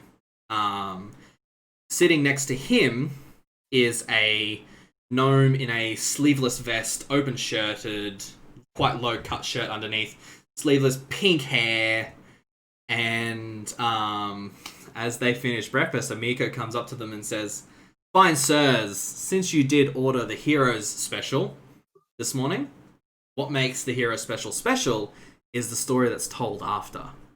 Now is your turn." And she ushers them to the center of the room where everyone sort of turns and, okay, what have we got this morning? And the dark-haired male, in sort of a gruff, gravelly voice, says, "Well, He looks down at the gnome, says, "Well, Tiber, do you remember that time we cleared out an entire warren of kobolds single-handedly, just you and I?" And Tiber looks at her. "Why, yes, Morningstar, I do. I particularly remember getting glued to a floor tile, and you pick me up and you just point me at everyone and they go into this story, and it sounds like there was at least 6 dozen kobolds, and they cleared them out single-handedly.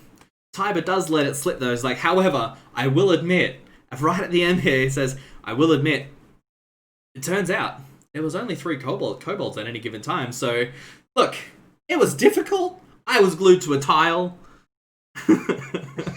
But it's a very well-told story, and everyone just erupts into applause and laughter.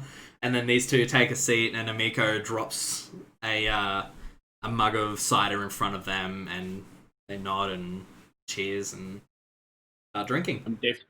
Notes. Yeah. Oh, yeah. Fucking Tiber. Tiber and Morningstar, come on. Yeah. Tiber is the problematic one of the two. Oh, I don't know what you're talking about. So, during breakfast and just after the story is told, Toshi, you get a delivery addressed to your full name, Toshiko Deverin. There are 2 packages and a letter. Mm-hmm. Oh no. You don't recognize any of the handwriting. Toshi's gonna shake it lightly. Yeah, it doesn't seem to shake or anything like that. No jingling. No. No ticking. No ticking, nothing Yeah. like that. What you do know is that the 2 packages are from different people, and the letter is from a third individual. The 3 handwriting styles are completely different. It's very easy to tell that they're from 3 different people. I'm gonna check the letter first. Yeah, okay. So you break the seal on the letter, you open it up, and you read through. Oh, what seal was on it? It's just a wax stamp. There's nothing Okay. really. Yeah. There is no seal. It's just a wax stamp, and there's no actual seal on it at all. Mhm. So you read through. It is addressed to the loveliest Toshiko Deverin. And it's very flowery language. It talks about your mysterious presence, and there's a little bit of an innuendo, and it alludes to sneaking into the sender's chambers and fading into the night with their heart. And it is signed your secret admirer and biggest fan.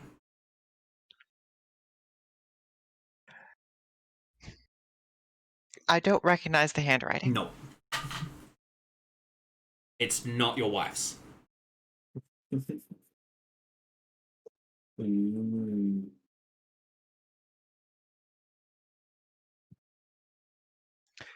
Toshi's just gonna hold it, squint for a good minute and go, what the fuck?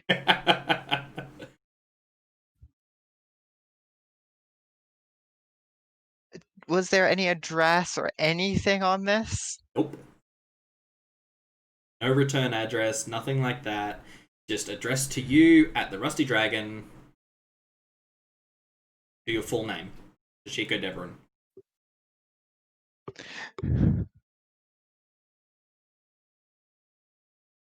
Toshi's confused as fuck. Toshi's gonna put it down on the table. Yep. And then open up the packages. Okay. So you open up the slightly larger one. It's not super well wrapped, so it's pretty easy. You open it up, and it's a box. Looks like a jewelry box of some sort. Mm-hmm. Yeah.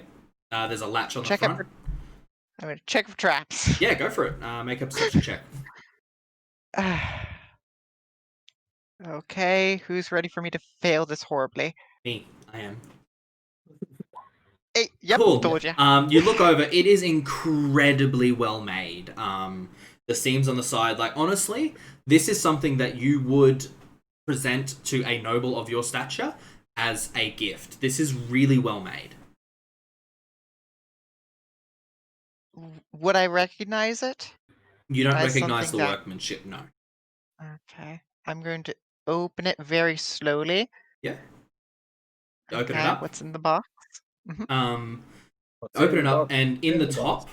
the top is. I think A that dart might trap. be it. Yeah, the top, in the top is a dart trap and it just shoots you right in the face. You die. No. So Oh, in the top wow. is lined with a velvet, Mhm. and in the bottom, it's a jewelry box. So there's some slots in a plush material, most likely duck down or something like that, for you to put rings. There is a board that sort of stands up, and it's got holes in it for earrings that you put in, and then there's 2 spots for either bracelets or necklaces of some kind. It's Toshi's head was incredibly well made. It's very nice. Toshi's head was already cocked. It goes like further to its side, just like what? Toshi's gonna put it back down. What's in Yep. the last box? In the last one, you open it up. This one's actually a little more nicely wrapped. You unwrap it, and there's a small wooden, kind of hastily done carving of an owl. It's nice, but it's kind of hastily done. Roll me a sense motive check. I'm good at those at least. Let's Yeah. hopefully not fail And this. just as a point, you do look over, and Amiko's just sitting there, incredibly amused by all of this. 16. Fuck. 16. Yeah. Look, when you were very first courting your wife, Uh-huh. you did send her gifts of your affection. This seems to be a similar sort of idea. Oh no. I know exactly who this thing is fucking from. Who do you think? The fucking noble in town. To be fair, Uh-huh. all 3 are from different people.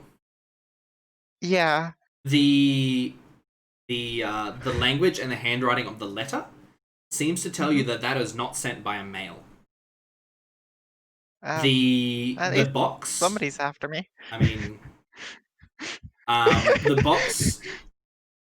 You can't really tell who sent that one. You don't recognize the workmanship. You don't recognize the handwriting. Same with the owl carving.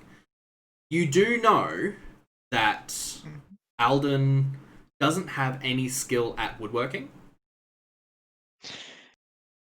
Probably doesn't have much skill at anything. Anyway. Look. Is Vorin here right now? Vorin is not. Shit. Okay. However, he may recognize the handwriting. Yeah, that's what Toshi was going to ask about, is the handwriting and the craftsmanship, as he would know exactly who those people are. Oh, for sure. He has not arrived at the Rusty Dragon as of yet this morning, and it's probably about mid-morning now, so probably 10, 11 o'clock.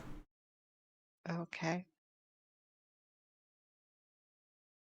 Toshi's going to go over to Amiko. Yep. Okay, I said it right. Yeah, Look that's at me it. getting names correct. Good job. Yeah. Do you know Lady who these are Deverin, how can I from? help you? Do I know who these are from? Yeah, they're dropped off to you, yes? They were. I don't actually. They were all dropped off at the same time by a messenger around town. He may, or your friend Vorin would be able to tell who crafted the box at least. Gods, I don't. Oh dear. Seems to me you have a few admirers. Yeah, Yeah. not exactly the best thing. This is weird. Take it as a compliment. When I first arrived It's here, still- I got many, many, many gifts, none of which I kept. However, that box is incredibly well made, and I would recommend holding on to it. It seems very nice and useful. Or it could be something. Other reasons. Oh god, this is going to be a nightmare. What other reasons? What do you mean? How do you mean? Don't worry about it. May I? May And Toshi's I? just gonna Are walk you over to the table. okay? You can sort of okay. Fair enough. So she's all right, and she goes back to serving the other thing. She seems to have calmed down a little bit around you guys. She's treating you. She's treating you like valued guests, and you are still eating for free. But she's not making a gigantic point of you being there anymore. You feel like she's got her point across, and yeah, she's very happy with it. Cool. Toshi gets back to the table and thunk on the table. Head thunks on the table. As Toshi sort of slams her head into the table, the noise pierces right through your skull, Merc, and it's just ooh.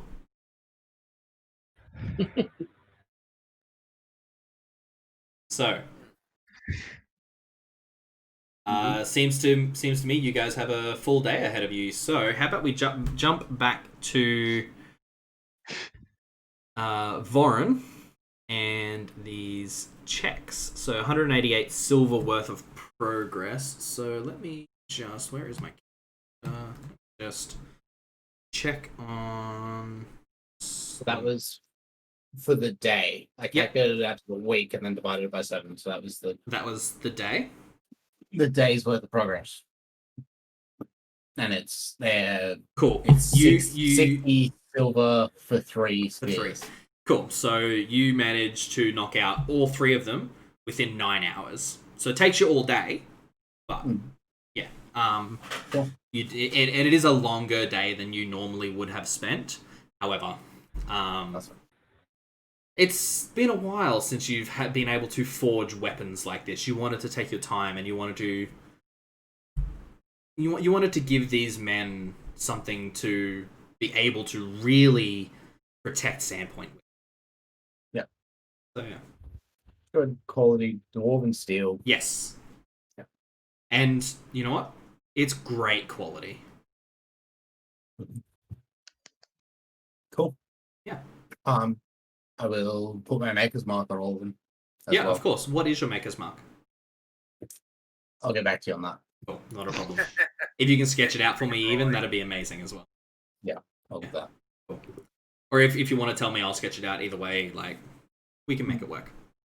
But yeah, you stamp that into the where the shaft goes up into the head. You stamp it into the housing of the head. The shaft goes in there. Yep. Issues. They drop by that afternoon. You are just putting the finishing touches on them all, and they're waiting around watching you for about half an hour if you don't shoo them away. No. Cool. All right. Awesome. So about half an hour, they sit, they watch, they talk to you, you talk back, I assume, and when you're done, you hand each of them a very finely crafted dwarven steel spear. Cool. And they bow and they sort of look at each other, look back at you. Master Vorin, we wanted to ask your thoughts on forming... Wow. We wanted to ask your thoughts on forming the first Sandpoint militia. Highly trained. We would not take over from the guard, but we would, if possible, go to Magnemar, get real training to be able to defend Sandpoint next, so that no guards lose their lives. It is a honorable sentiment. However, the guard feels very strongly about what they do, Yes. and I feel like going or outsourcing this training that you speak of would only be betraying the people that put their lives on the line for you every day. What if we were to get trained by the guard? I think that is a much better idea. If they're open to it, would you be open to us doing this? This was inspired by you. You said, be the heroes that you wanted to be. We feel like this is the best way to do that. We wouldn't give up our families, our lives. We would just be a reserve force for the city guard. I know, like you said, they are proud of what they do, but I don't want to ever see another citizen of Sandpoint killed by any incursion in the future. I will talk to the sheriff, and I believe it is probably a good idea. Okay. However, Yes. do not be disheartened if he disagrees. Of course. You Even if he does understand disagree. what he is like. Yes, he is. Yes, we understand. We understand. Thank you, Master Vorin. It's getting late. We will leave you now. And they haven't actually paid you yet.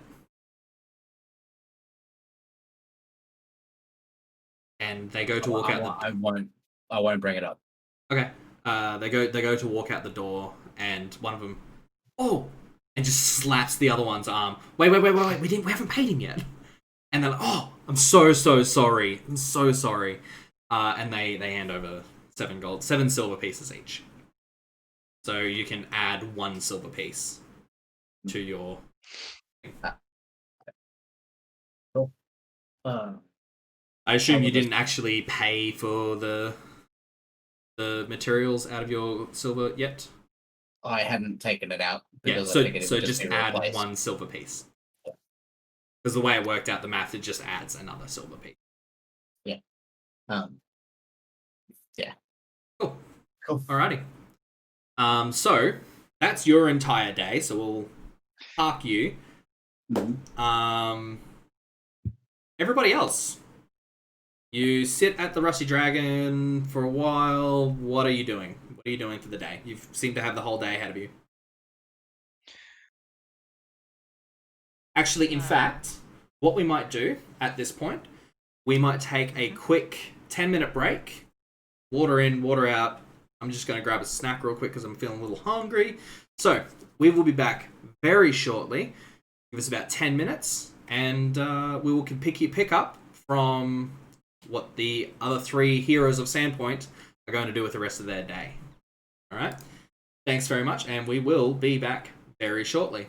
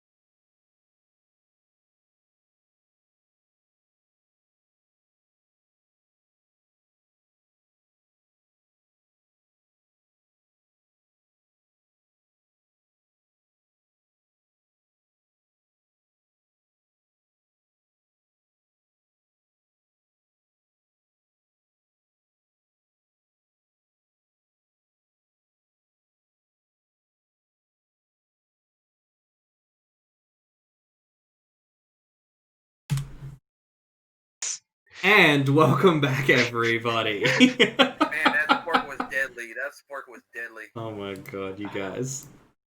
Alrighty, so Sorry, before I just had to fork our it over.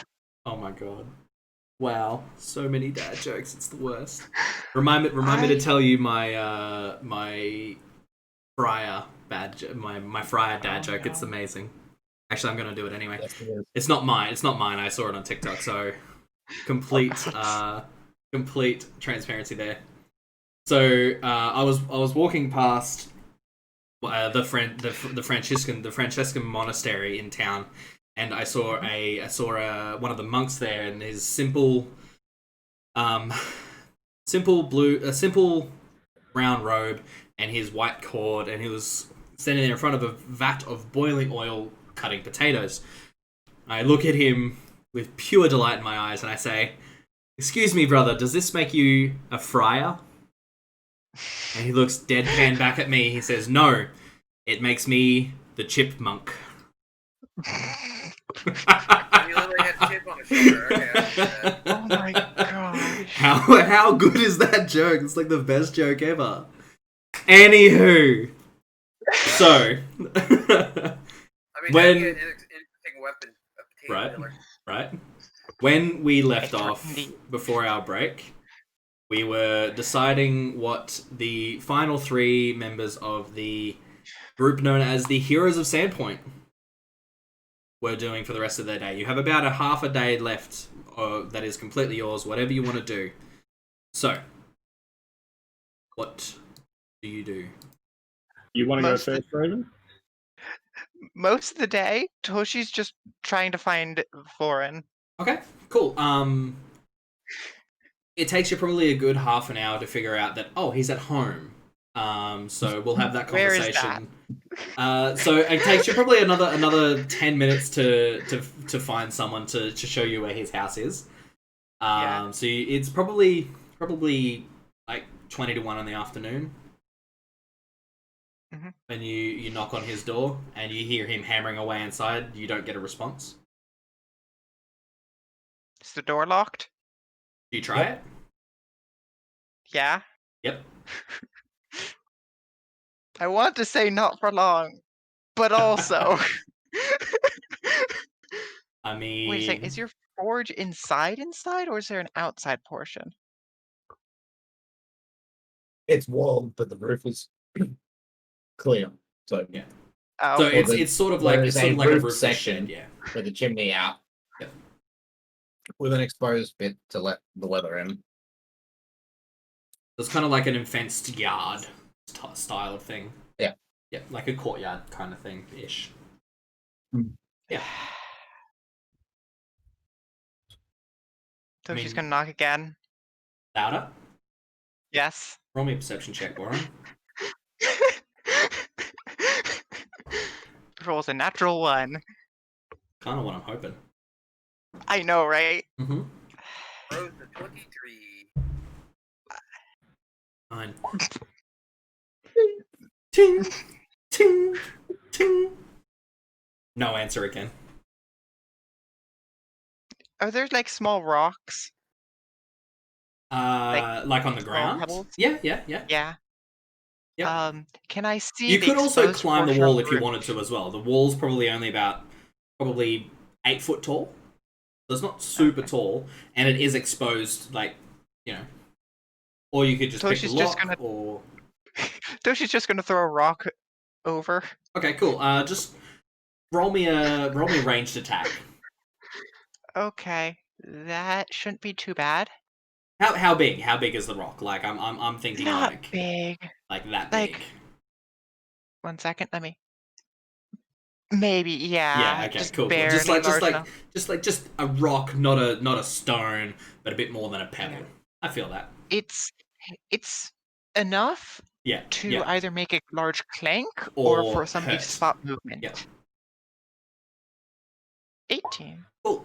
Chuck it over. Uh-huh. And you hear a ding, ding, ding. What was that?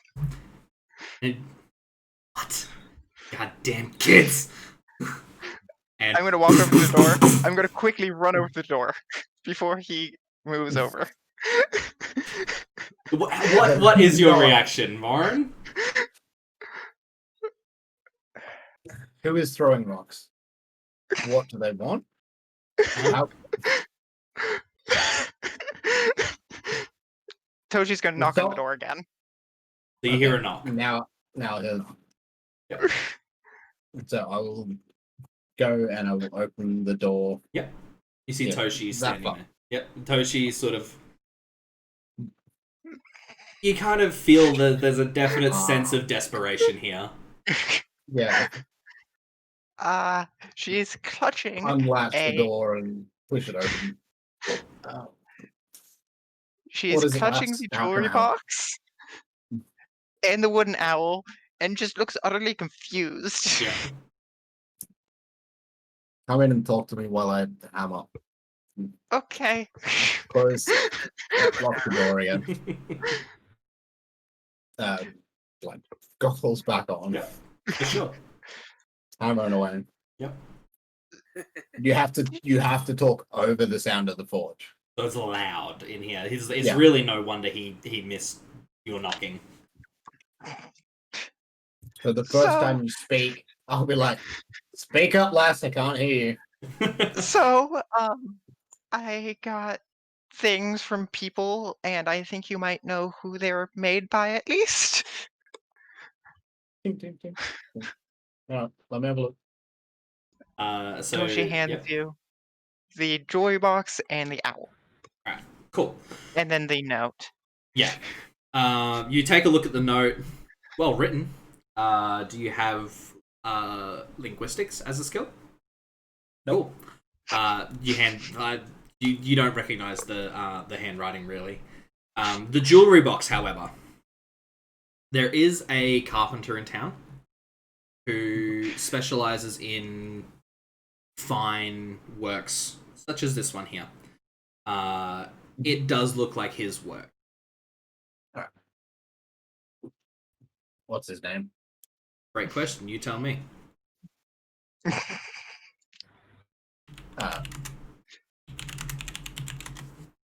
It's one of your dwarvish friends. No, just kidding. It's not. It is a human. So About Sten Ironwood. Stan Ironwood. Yep. Cool. I like it. That's who made this box. It's made by Sten. He lives over in Undercliff Way. Undercliff Way. Yeah. For some reason, that sounds like a really bad joke. Ironwood.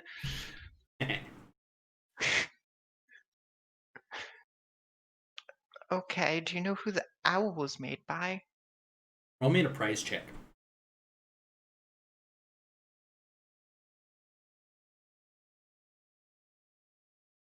Yeah. You have absolutely no idea.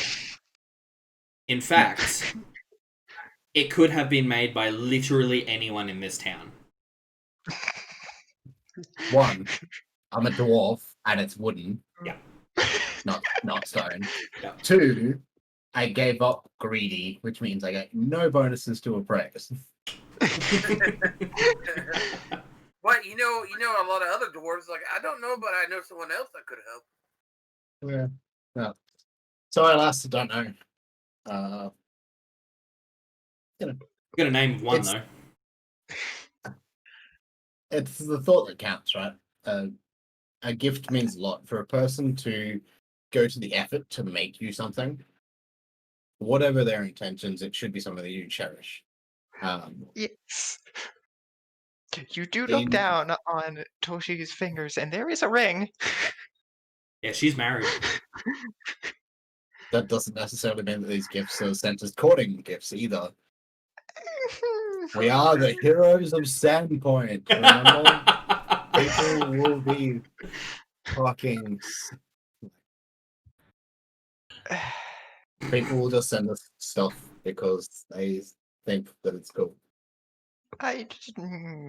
This one didn't feel like it. Especially this one. She shakes the owl. Are you possibly projecting something? No. Hmm. Well, then you've got nothing to worry about. Anybody that is going to hide behind not revealing themselves is not worth spending your energy on until such time as they come forward. Or they're stalking me. You're a Might be perceptive lass. better. Yeah. We're all quite skillful. I doubt any common folk in this town would be able to stalk you without at least one of us noticing. It's more annoying because Then don't think about it. Don't. It is not something to spend your energy on concerning yourself with the idiosyncrasies of other people. Your life is best spent focusing on yourself and those you care about and saving your energy for times when you need it. Appreciate it for what it is. Don't think too deeply into it. Go and enjoy your life. Don't forget about your wife. I don't know why You you are here. actually, She is just not. as a point, No. you know that she's married. You don't know who she's married Okay. to. Don't forget about your significant other. Yeah. Enjoy. Well, I don't know why they are you are here and they are not, but I'm sure you have your reasons. I just don't want rumors. Rumors will always be rumors. They are always going to spread, and there is nothing you can do about it. The only time you give weight to a rumor is by bending to it or worrying about it. Don't concern yourself with the small talk of people with nothing better to do. Toshi just groans. And I hand her the coal shovel and be like, "While you're here, help me out." It's not the first time I've done this, which is really weird. Yeah. So Until she you gets to work. get to work and you help Vorin finish off 3 spears. You're not really sure who they're for or anything like that. You don't really ask questions, I assume. However, he does shoo you off before the end of the day. Yep. And a good 15-20 minutes after you shoo her off you go. I've taken up enough of your time for the rest of the day. The recipients of the spears show up.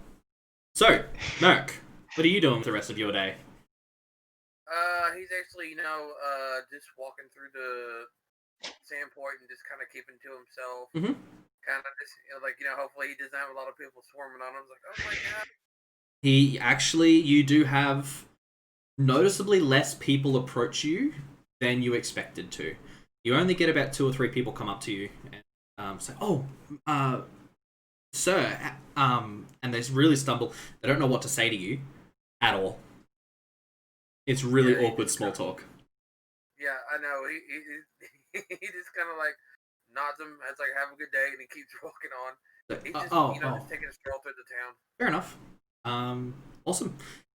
Are you looking for anything in particular? Is there anything that you would like to achieve? Anything like that? Or are you just going for a walk? Well, he might eventually hit by the Forge Master's house. Mm-hmm. See if he's about. At least, hopefully, he won't get another hammer to the head again. Cool. So the door is shut. You haven't seen him around. Do you knock? Sound like there's anything going inside, or roll me a perception check. All right. Should have that.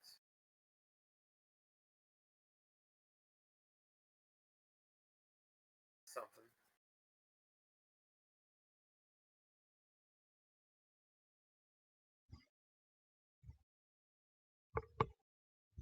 You don't hear anything from inside.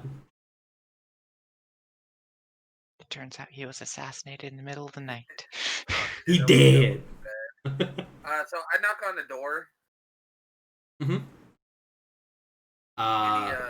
Do you speak Dwarven? Not in the language just say that I know. Cool. You hear a string of what you assume to be dwarven come from inside, and it's just a god. And then in common, God damn it! I wish you people would just leave me alone. Go away.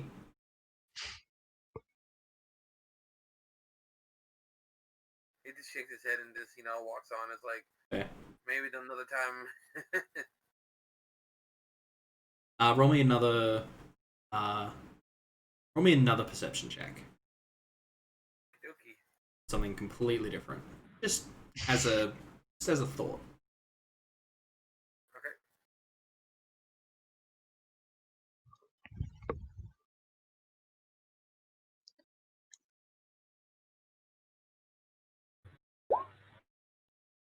Okay. Cool. Is there anything else that you wanted to do for the rest of the day? No, he's just kind of like watching around, just making sure there's nothing else going around. Yeah, fair enough. If the goblin's been here, there might be something else that might pop up. Yeah, no, fair enough. You do get a few nods from the city guard, just as a nod of appreciation more than anything. And a couple of people do come up to you and just sort of stumble over their words, have no idea what to say to you. You do get the distinct impression that none of them have ever met a tiefling before. And some of them are scared of you. And the ones that can overcome that sort of fear of you, their curiosity kicks in. And then before they know it, they're sort of like, why am I talking to this person? I have nothing to say to them. Yeah, but it's kind of like it's like a celebrity. It's like trying to not be a fanboy. You're kind of like very much so. Yes. Yeah. Very much so. I can kind of understand that because there's certain people you do that for, but like most of the other guys, I'd be like, hey, it's this guy. It's like, how's it going? Exactly. Yeah. You feel like you have a sort of a sense of darkness around you where the rest of them don't, and that may just be because of your appearance more than anything. Yeah, it's prejudice because he's technically a demon. That's what it is. Yeah. Possibly. No one like in Magnemar, you did get direct hatred towards you. No one here really directs that sort of hatred towards you. You don't cop that. Kind of nice. Yeah, and it's like he doesn't shoot people over. He just kind of like, yeah, thanks, no problem. Because it's one of the things. Is like he was there, did it, and he just like, I'm not here for the fame and fortune. I mean, it's not bad getting paid, but he's not here for the fame. Of course, for sure. So you do note that the northernmost, where Alden and the goblin attack happened there, where you met Alden Foxglove, there was a tavern there. It is empty, and the sign is being taken down. Looks like something else might be going in there. It has been empty for a while by the looks. Not really sure what it was. It used to be called, by the looks of it, the White Deer. The placard, the sign is just a painted white deer on just a simple wooden background. And you notice that the sign's being taken down, furniture is being taken out, that sort of stuff. Yeah, so what are they gonna do with the placard? He just kind of walks up to them, looking at it. Yeah.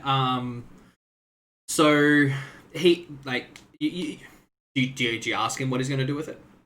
Yeah, he's just curious. It's like, what are you doing with the placard? He says, I used to own this tavern, the White Deer. I am moving on from Sandpoint, moving to Magnemar. I have purchased another tavern-sized area there. I hope to be starting the White Deer up again in Magnemar. Possibly bringing in some more coin, providing for my family a bit more. I love Sandpoint and everything that they've done for me, but I want to take something of it with me. We're going to use the same sign for my new tavern in Magnemar. Stop by if you're ever in that area. I'd love to have you. One of the heroes of Sandpoint would be a great tale and it would be very nice to be able to record that in the history of my tavern, as a nod to where I came from. All right, he looks at the guy and he's like, sticks his hands out for the placard, and he pulls out a knife. And he just, judged a little like symbol on it and hands it to that. Okay.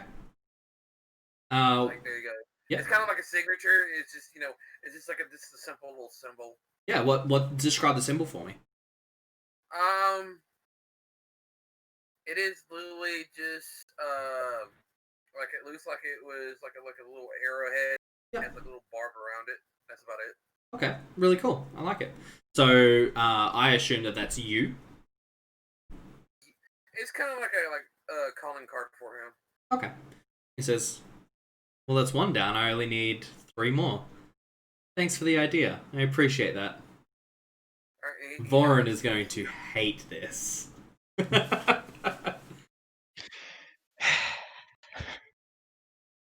Is Merc, was it? Yep. And I appreciate you. I appreciate this, and if you're in Magnamar and my tavern is up and running, first round's on the house for you and your group. Or even just for you, if you decide to come yourself.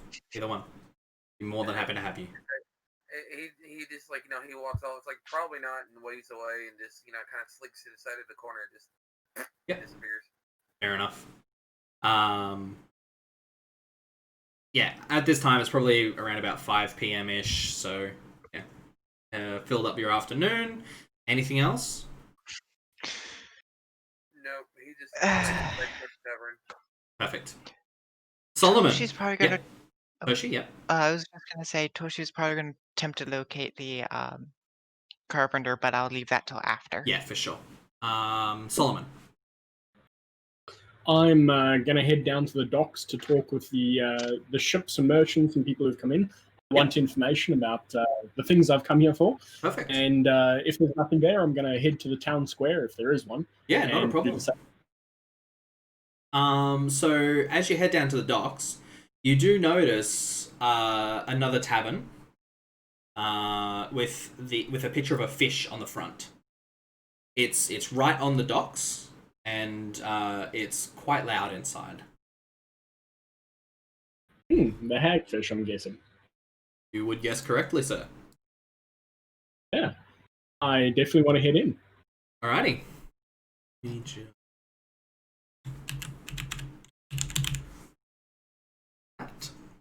So you head in, and everyone sort of looks towards the door, and you hear an explosion of cheers hit you. It's sort of it's almost like a percussive sense of hitting you in the chest.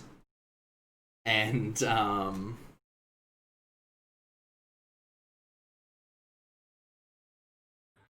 Can you make a con save for Thunderwave, please?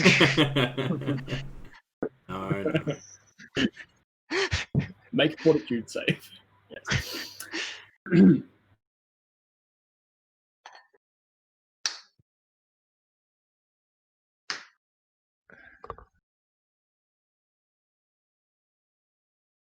I'm just looking for the actual hagfish. Did they tavern. write in that we go over to the Rusty Dragon? Sorry? Did they write in that we go over to Rusty Dragon, or was it supposed to be a choice?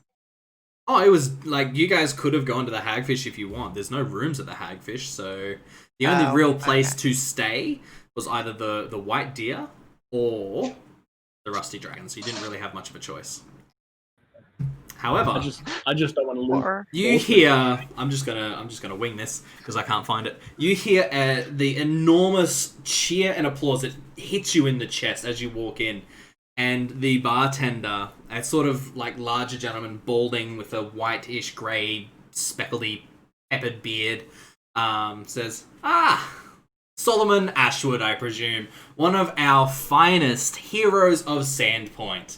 Come in, take a seat at the bar.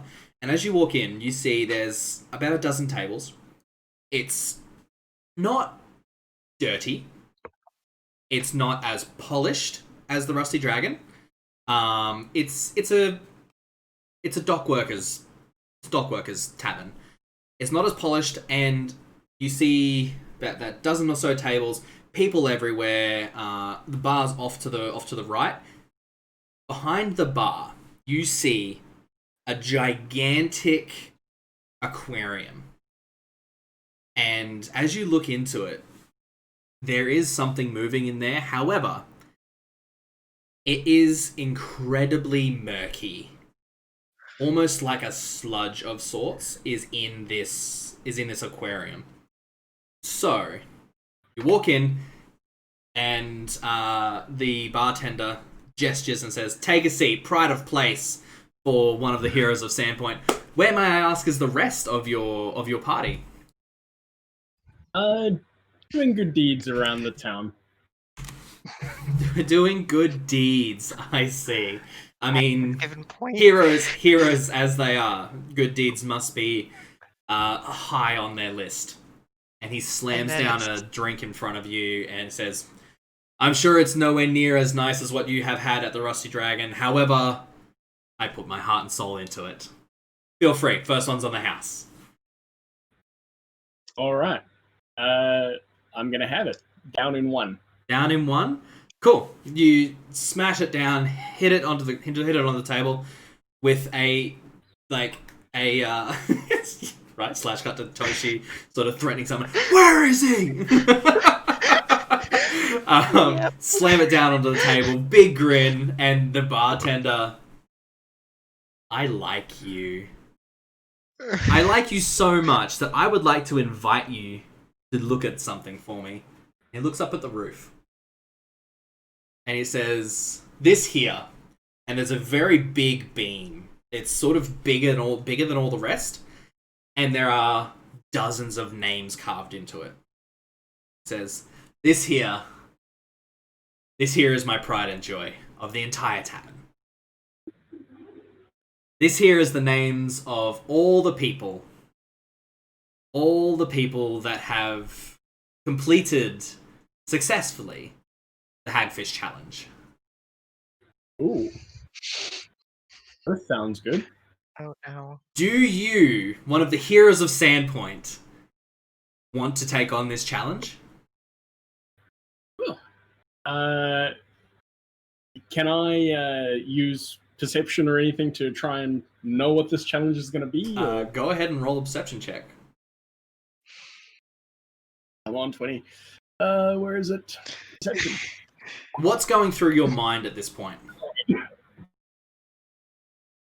What's going through your mind at this point? As he says, "Do you want to take on this challenge?" What's going through your mind?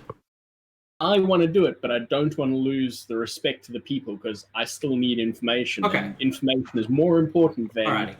Ella. Cool. You look around and people are sort of watching you like this. What are you gonna do? Like, is he gonna accept this? Is he gonna turn it down? You have no information on what this challenge is. And it seems to be on purpose. Let's go for it. It might improve my standing. Wonderful.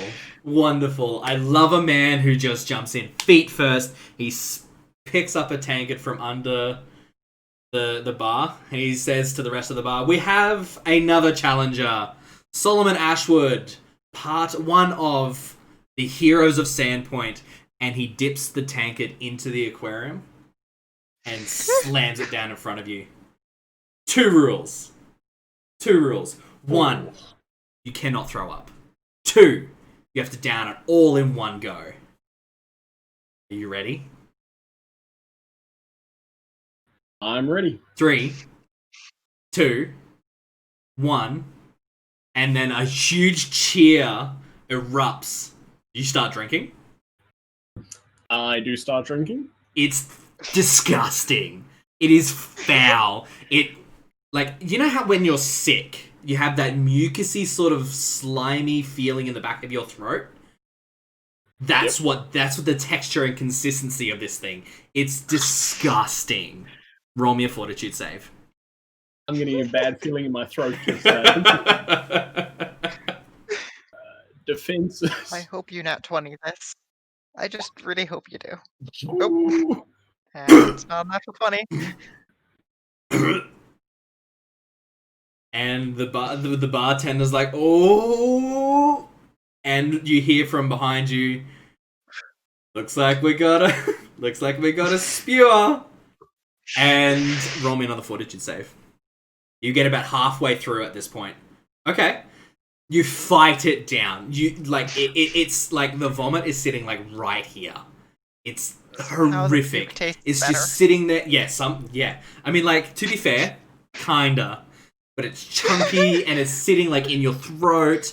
You're like right at the last moment. You drain the tankard, slam it down, head in your hands. Roll me one final fortitude save.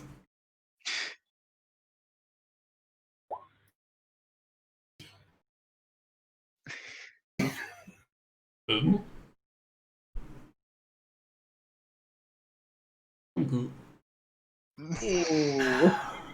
You fill your mouth with vomit. You do not let that come out of your mouth. You swallow it back down. And the bartender's sitting there like, damn. And then everyone's just like, yeah!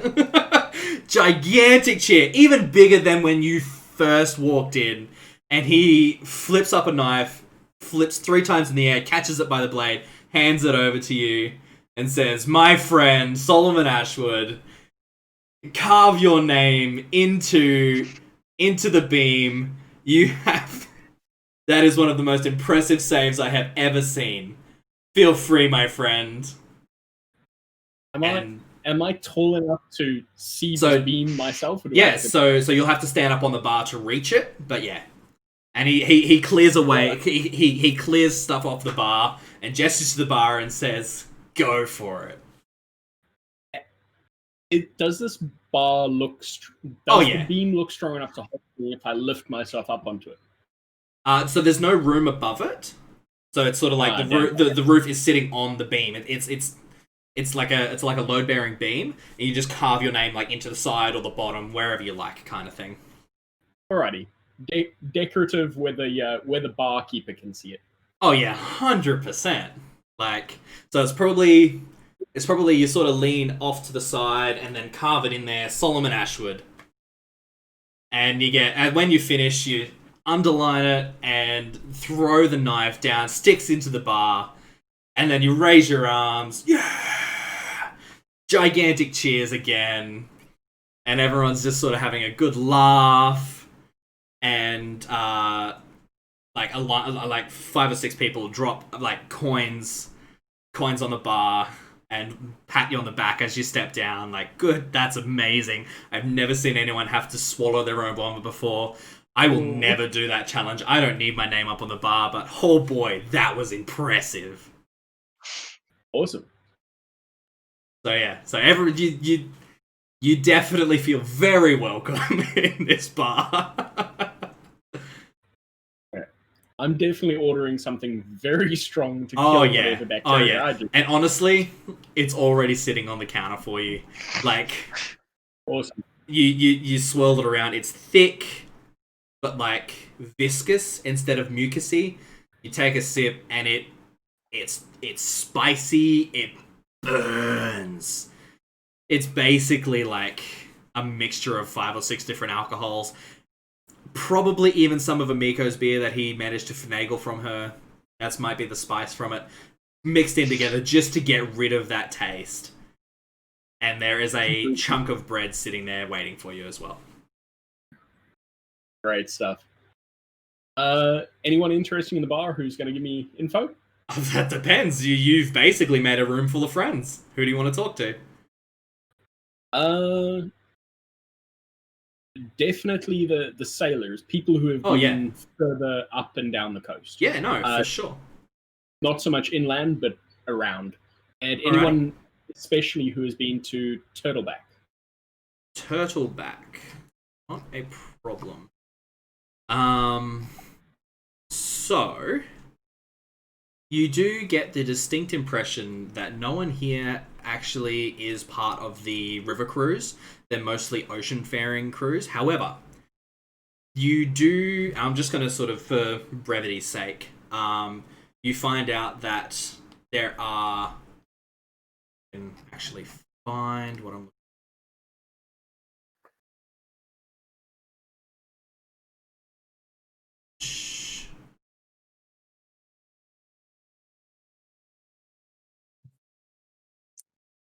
Have a list of stuff to actually give you for this. So, and I want it to be correct. So just bear with me a moment.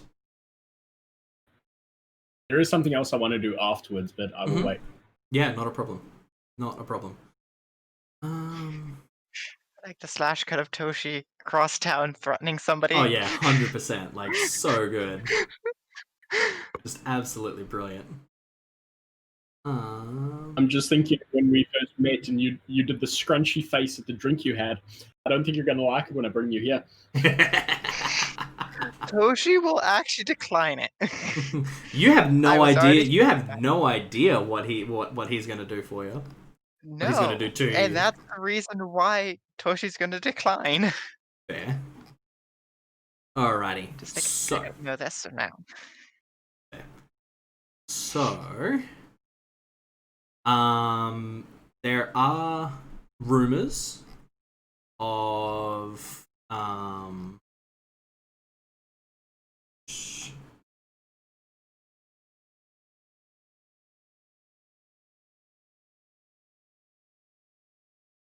Right, bear with me. This is what I was looking for before, and it didn't show up. But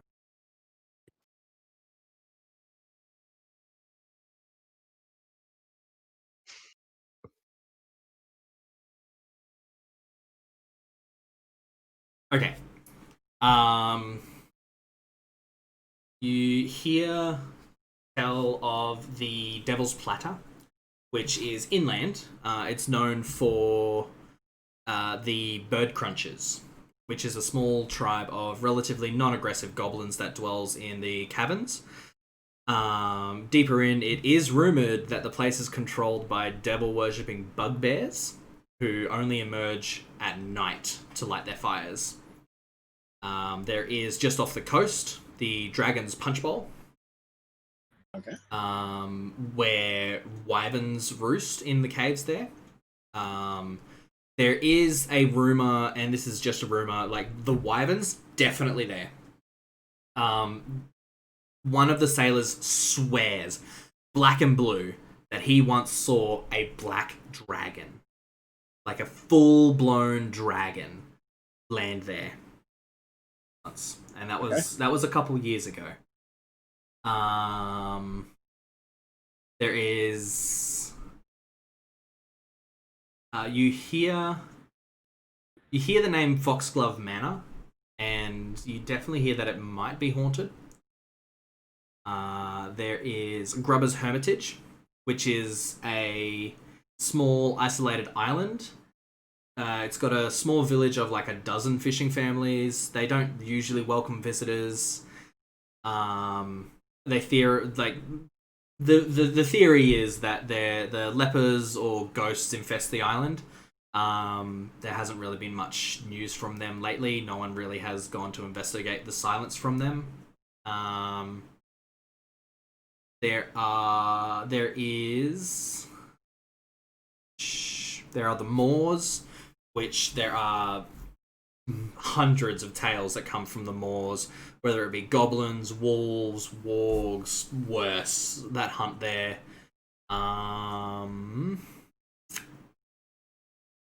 You hear of Raven Roost, which is a ragged range of broken hills, decorated here and there with isolated copses of eucalyptus, pepperwood, and pine trees.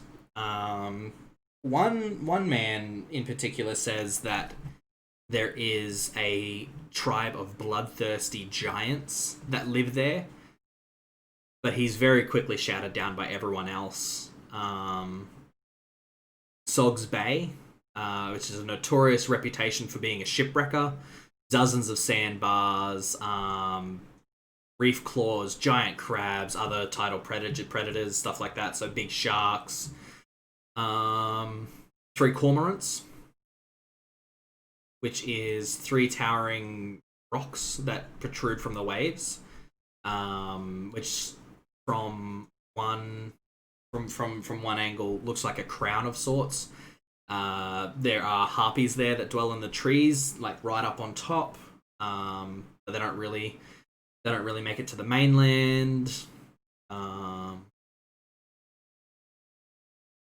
You do, and the last thing you hear is of Wish's Well, which is an old ruin, which consists of a circular stone tower 30 feet high from the outside that drops away into a 100-foot deep shaft, ending in a deep pool of water on the inside. There are all manner of monsters in there, aquatic, landlocked. It seems to be a pit of. And where is that? No one really knows exactly where. You get sort of conflicting ideas of where that is. Some people say it's close to the coast. Other people say that it's a lot further inland. You don't really get a good note of where that is. Okay, awesome. So yeah, you get a lot of information about this. However, if you roll me a sense motive.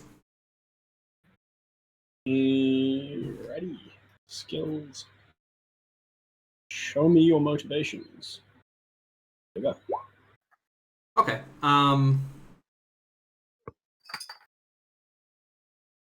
You definitely get the sense that a lot of people are kind of just cozying up to you for some reason or another. Whether it be you're just the latest, the latest winner of the Hagfish Challenge, or what, you're not 100% sure. But yeah, people are nice to you. They really enjoy your company, and you get a lot of information about different monsters and that sort of stuff, and rumors and that kind of thing. Great. The last thing I wanted to do was talk to the barkeep about if he wants to paint his iconography and Heroes of Sandpoint on my shield. You're going to be walking advertisement at He this sort rate. of sits back and is like, I mean, you are the Heroes of Sandpoint, I'll give you that, but why would I want to do that? That's interesting. I mean, I get all of the ship workers and all of the wharfies come here. I do a roaring trade. I'm more than happy with my lot. I don't really want to expand too much, like some certain other innkeepers may. Well, you've got to stay competitive and keep the clientele coming this way. Besides, it shows that we're on good grounds between us. Let me think about it. I will say that I don't think we're going to come to some sort of agreement on that on that one. However, I appreciate the hustle. Cool. That's me for the day. Cool. Not a worry. Last thing for the day, Toshi, you wanted to threaten people apparently.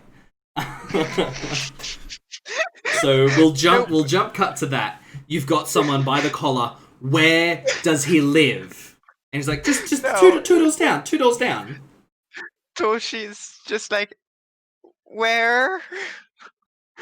Yep. There's a bit of a grab, but not like in a threatening way. She's like, help me, please.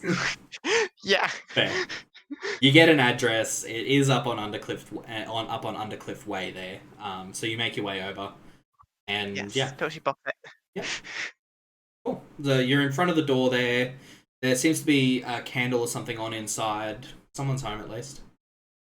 Knock. All right. I'm coming. Jeez.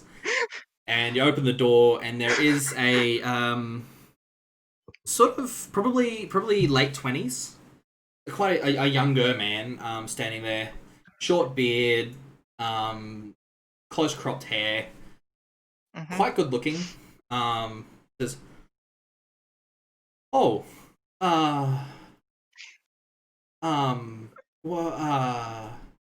Oh, nope. Know who it is from now. Can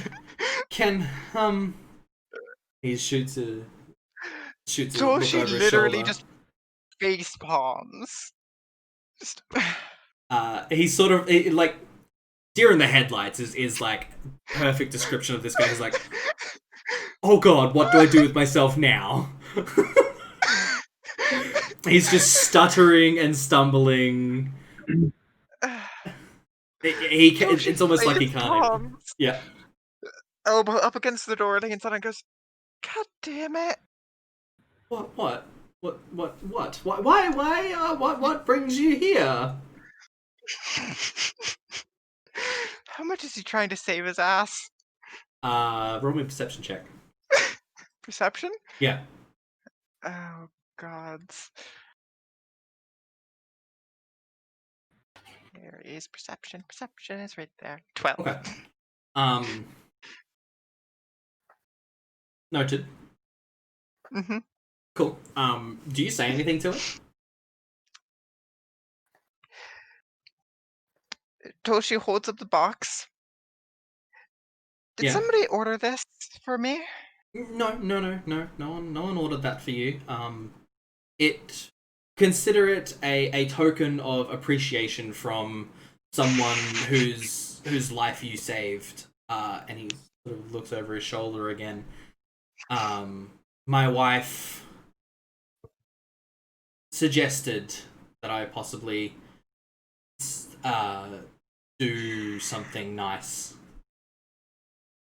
Wait a second. Does the letter's envelope have words on it?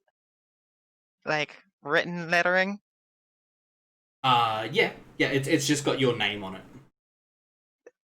Toshi's gonna hold up the envelope and say, "Do you know whose handwriting this is?" He sort of like a bit taken aback. And he sort of takes it and asks for it, and He gets the envelope, not yeah. the entire note. Yeah, no, of course. He looks at it and is like, I'm sorry. I wish I could help. I don't recognize the hand. I was going to just start dying if it was in fact his wife's handwriting. You know what? That would have been amazing. Yeah. Just like, I was starting to put things together. I'm just like, you know what? Is this his wife's handwriting? Well, thank you Speaking for of the wife does come to the door. She says, "Who is it?" My lady, and she sort of does a curtsy sort of thing, and she sort of like shoos her husband inside, and she says, I must thank you." And you notice at this point she's actually quite heavily pregnant. Oh. I must thank you for saving my husband's life. And she sort of looks down, and she says, I don't know what I would have done if anything happened to him. Thank you. And she just, noticing that you're kind of super uncomfortable right now, she's like, I'll let you go back to your night. You have our undying gratitude. Thank you. Toshi will give her a side hug and then sprint away. Cool. Definitely, yeah. Side hug. She's quite short. She's probably about the 4'11", so she's very, very short, and yeah. So lovely. about my height. Yeah. I'm so 5'2". I'm 3 inches taller. It's really impressive that there's someone shorter than you. So yeah. So she you hear a chuckle as you run into the night, and just and the door closed behind you. I have 1 treasure hunt done. Yeah. 2 more to go. Yeah.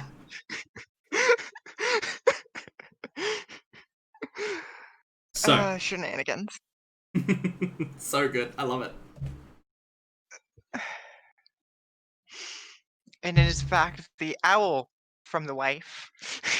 I mean, I didn't ask. No, you didn't ask. Shit. 15 minutes later, knock, knock, knock, knock, knock. Is yours? In any case, where do you head after that? Back to the Rusty Dragon? It's probably about an hour after sundown by now.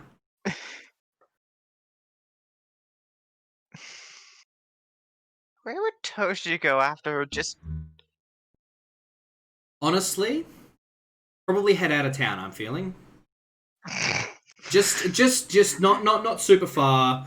Probably just to the other side of the river here, just into the forest there, just to get away from people. I feel like Are you suggesting just my no, not at all. That's just my thoughts. Just what I would say, what I would think, and if I was playing the character, that's what I would do. But Which it's is 100%. exactly what I I was don't. thinking. Okay, cool. I hate this. I don't want Wait to a play your second. character for you, but that's just the thought that I had. That's what I would do in the situation. I would just want to get away from people and just chill for a Is moment. there anywhere in the city that is secluded? There is the A beach. rooftop would work. Oh yeah, no, there's definitely a rooftop. You can climb up onto the rooftop of the Rusty Dragon. No one would find you up there. There is the beach. There is the old lighthouse, which is like a decrepit ruin. Not super safe, but it's secluded. Yeah, Toshi's a rogue. Of course, it's normal. Anyway, Toshi's going to see if she can get some hot water and Yep. some tea, Cool. and then scamper up onto the top of the Rusty Dragon. Super easy. Amiko, With the tea. Amiko sort of she can read a room quite well. So she says, "Meet me at the back door. I'll sort something out for you." And she hands you over a teapot and a mug with a leather strap, so you can sort of put it around your wrist, or you can climb with one hand, sort of thing. Scamper up onto the roof, just chill. Sort of probably nestle in next to the chimney or something like that, and yeah. She also provided you with a tray for everything to sit on as well. So Wonderful. But yes, Toshi is hiding now. Toshi Cool. is hidden now. Perfect. Night comes, and and all seems to go very peacefully. You wake up the next morning, recovered from the day, whether it be stressful, creative, hungover, or disgusting. I'm at full health again. Yeah. Yay. Yeah. Yeah. If you have any healing left to do, you have a full day like to do that. So you wake up the next morning. You're beginning to become a fixture in the town now.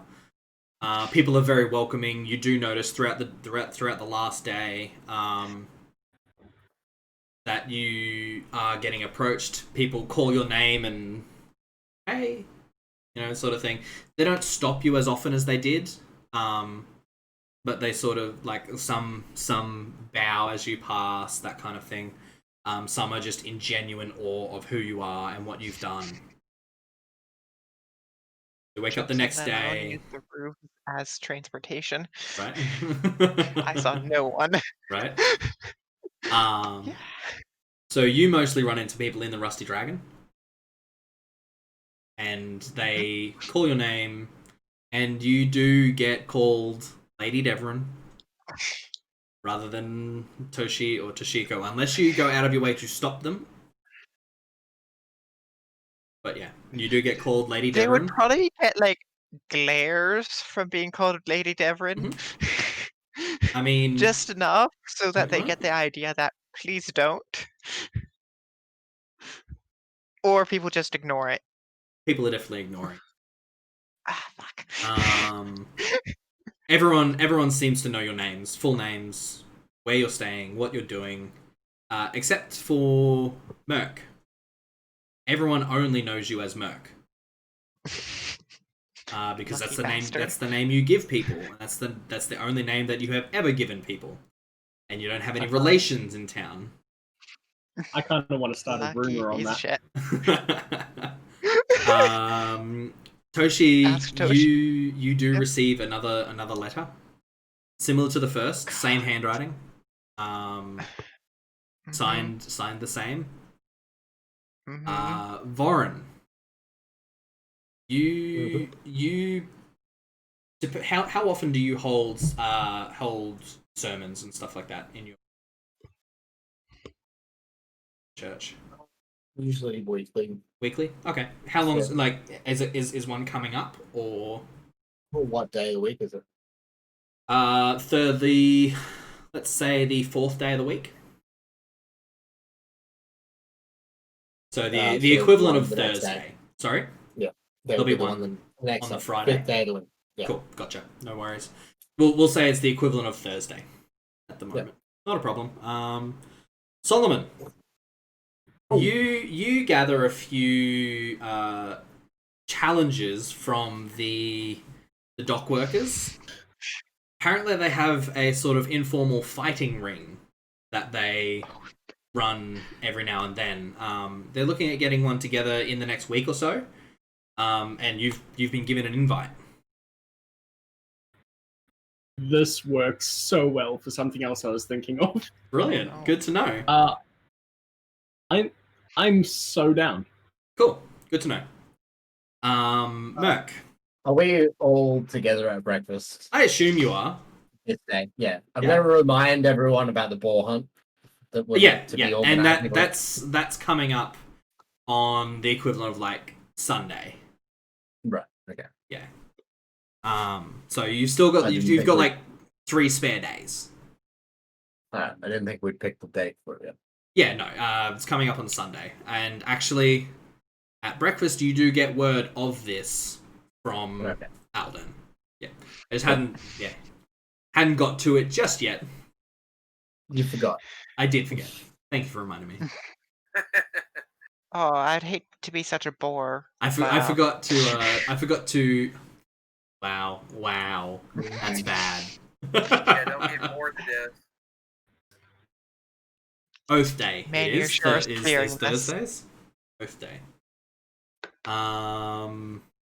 Thank you to the person in chat who reminded me of that one. Sunday is actually called Sunday. There you go. So Merc, Yes. you wake up to a knock on your door, Okay, and then footsteps sprinting away. And there's a sack at you open the door and there's a sack on the ground. I kind of kick it with my foot and see if it moves. It doesn't move, but it does feel organic. Oh no. Wait a minute. It's a cabbage. I mean, I know I didn't kill cabbages today.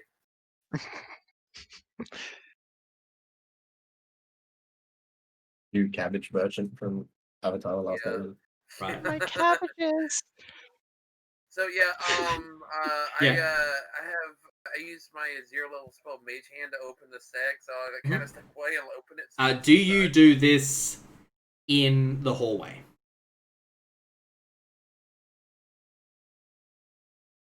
What? It's like it's outside the door. I basically Yeah. So there's like a hallway. You've opened your door inwards. The sack is sitting in the hallway in front of your door. And there are other rooms on this. It's probably about yay big. Like, I used the Mage Hand to bring it in. yeah, cool. Set It's it less than in 5 pounds, so that's front of super. me Yeah, and yep. Shut the door and kind of open it away from me. Yeah, okay. So we know it's like a head. Yeah, so you open it away from you. You can't see in it from that perspective. However, you do smell something kind of metallic, a bit like blood. And there is a note. There is a note, like sort of tied to the top of the sack that you didn't see before. I have the Mage Hand bring it to me and just have it float in front of me. The note. Yeah. Yeah. The note. All it says is "For my Dark Lord." And you look in the sack and you pull out a beheaded chicken. Oh god. I guess there's some crazy cocks out there, huh? Wow. Man, that What? joke was foul. Oh. Oh no. Ouch. That Don't get your hurts. feathers ruffled. Wow. Man, you sure are clawing at these. Alright, so I put it back in there, zip it up, and basically open the door and I just throw it outside. I was like, Wow. So bad. I love it. Alrighty, no worries. Cool. So you Man, I just can't believe you're such so you do have a about it. window. Did you say you chuck it out the window? yeah, it basically I had the hand open the window, toss it out, shut the window out, and I get Okay, cool. I get finished, ready and walk downstairs. Yeah, And no like, worries. yeah. I like the idea that somebody's walking by and then all of a sudden the dead chicken. Just smacks with a headlight. Goes down, chicken. Yeah, just as long as it wasn't a live chicken. Yeah. Like So yeah, necromancy dead chicken. Zombie chicken. Yeah. let's not go there. No, bad idea. So, as far as you guys are aware, you have 3 days now. You find this out at breakfast until the boar hunt. Alden needed a bit of time to organize horses and a few extra guards, a few extra hands, some weaponry, all that sort of stuff. So, what are you guys doing for this day? What we'll do is we'll just super easy. Is there anything that you want to accomplish over the next 3 days? So far, we've got Vorin has a service to perform. Which we don't have to do. That's cool. I have a note. I have a note for it. That's all. So I have a thing. Toshi will be nosy and watch. Cool, not a problem. So you're joining in the service. That's not a worry. Merc, anything in particular over the next 3 days? I want to probably ask Miko. Is like, did someone run downstairs and like bring a sack up, or just run away because somebody left a dead chicken in front of our room? She sort of. I don't know how to tell you this, but I'm not surprised. Looking the way you do, I mean, small-minded folk. No, of course. Small-minded folk, and which there are some in this town. Small-minded folk do tend to draw their own conclusions due to the way people look. I'm not sure if you're aware, but you do look, let's say, devilishly handsome. I shrug. Well, next time that happens, I will shock somebody. I would very much appreciate it if you did it. However, do you have a deity that you follow? Not really. Not really? Then let's say that you subscribe to the teachings of good. And we can try and avoid these things happening again. Please don't shock anyone. I don't want to have to throw you out. Let me deal with it for you. I can handle this. I've done it before. It won't happen again. Seem fair? Has this happened before? Look, not this specifically. However, things like this do happen to certain types of people.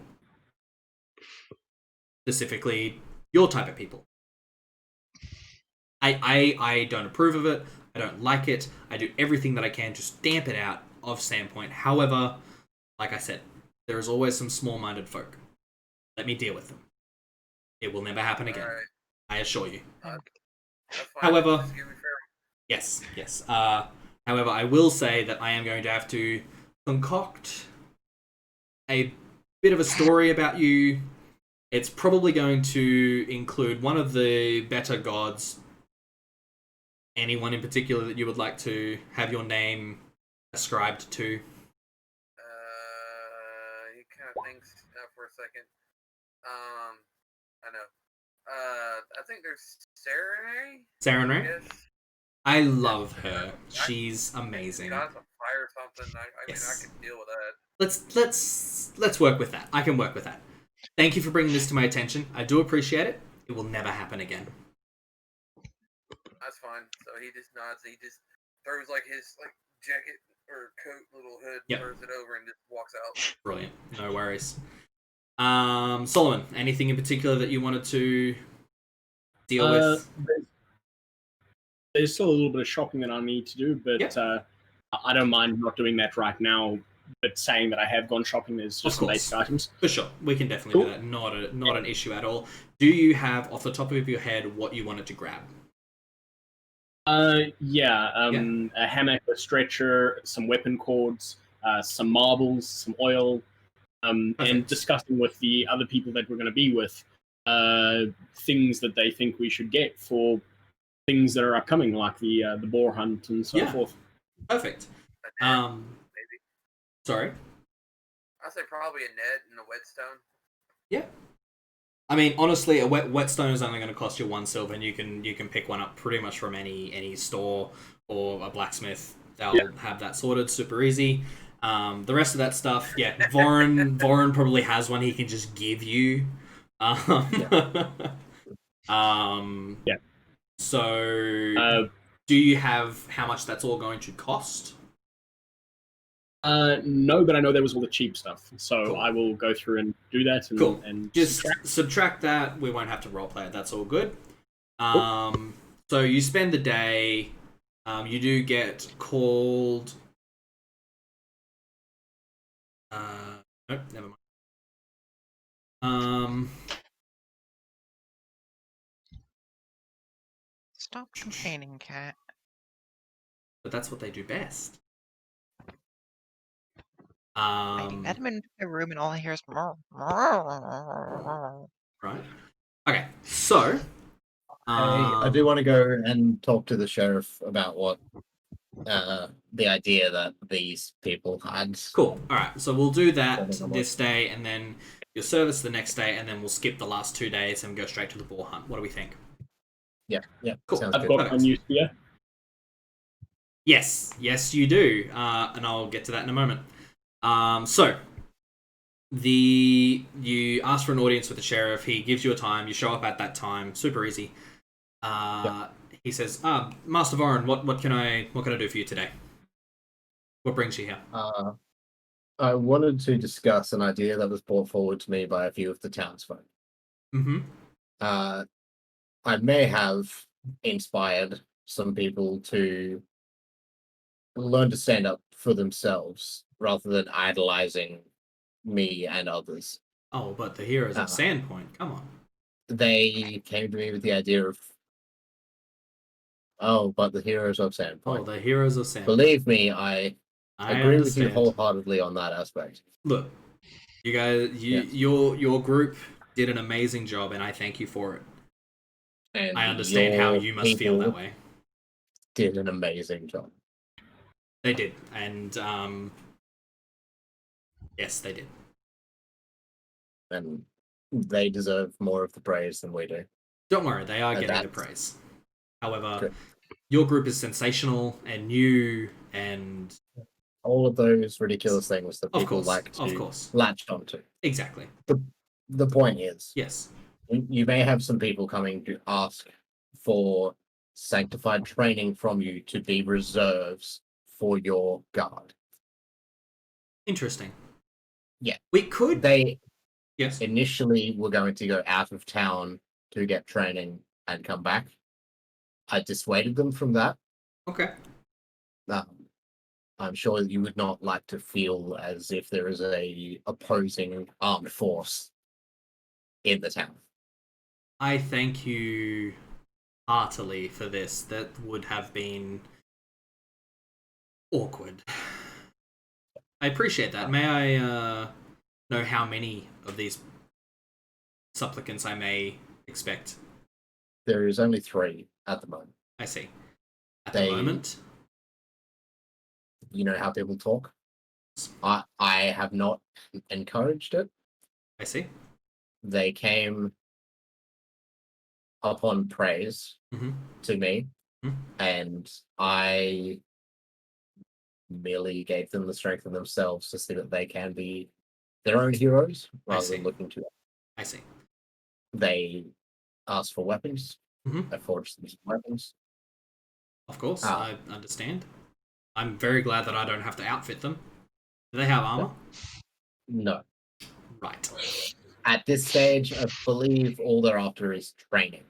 I think it would be a really good idea to train them. They quite raw, are they? Yeah. I see. I'll be done. Yes. I see. They wanted to help. Their hearts are in the best place. Mhm. I felt like this was the best way for them to help underneath your guidance in the town. I thank you for bringing this to my attention, and I appreciate everything that you've done for these people. I will be honest, I am toying with the idea of heading to Magnemar to appropriate some of their guard for a short time to supplement our forces here in Sandpoint, just on the off chance that another invasion is coming. I like the idea much more of training our own band of reserve forces. Not that it is an army of any kind, but a reserve guard would be incredibly helpful in situations such as these. And I'm fully behind this. If you see them again, send them to me. I'm more than happy to start their training. I am looking to appropriate another full platoon from Magnemar, so a full 33. Yep. However, if I could get another 33 reserve guards that trained possibly once a week, that would be incredibly helpful for Sandpoint. And I can speak at my sermons of people that would be willing to volunteer. Of course, their time. It would be volunteer. I would not be able to pay them. I would not expect you to pay them, and the people that would be joining this should not be joining it for the promise of money. They should be joining it because they want to help and be the heroes that they so apparently see in the rest of us. I like it. Thank you very much, Master Dwarf. I appreciate this, and I like not being beholden to Magnemar. Was there anything else I can help you with today, or is that everything that we needed to discuss? That was everything. If you need help with armor or weapons for them, let me know. Give me the time. Of course, of course, I do have a contract for the armor already. However, you know that I do come to you for the weaponry. We don't outfit our guard with metal. You know, my personal belief that lighter armor is best. However, what weapons did you give them, perchance? Spears. Long spears. Long spears. Interesting. Okay. It is a great teamwork weapon. Yes. And it is a great beginner weapon. Yes. Do you... Plus, it gives them distance. Yes, definitely. Away from their enemy. I have ideas. We could train them to be a shield wall type of force to push invaders back out of the town. That's an interesting thought. Did you provide them with shields at all? I only provided them with what they asked. I did not want to encourage them. Of course. Would you be willing to? A spear and a shield for each man? Yes. Okay. I'll have something drawn up and sent to you for you to look over. Contract. Sure. I think this could work very well. I thank you, Master Dwarf, for having the foresight to protect this town. It's good to see that someone else does. Now, as always, I really must get back to this blasted paperwork. Yeah. I will have you someone. Have with that. I feel the same way about paperwork the way your master feels about people. And trust me, I understand the way your master feels about people. Yes. Yeah. I'll have that sent to you by the end of the day. Good day, sir. Yeah. I said good then day. I want to go. Yeah. Yep. I want to go to the tavern and get Amico to send a runner with him, to him with a meal and a beer. Yeah, awesome. Yeah, she does so. Huh. Good idea. He doesn't come down here nearly enough. Who, pray tell, might be paying for this one? I will, and I'll just hand her over whatever it costs. Perfect. Yeah. Yeah. 4 silver pieces for the meal and the beer.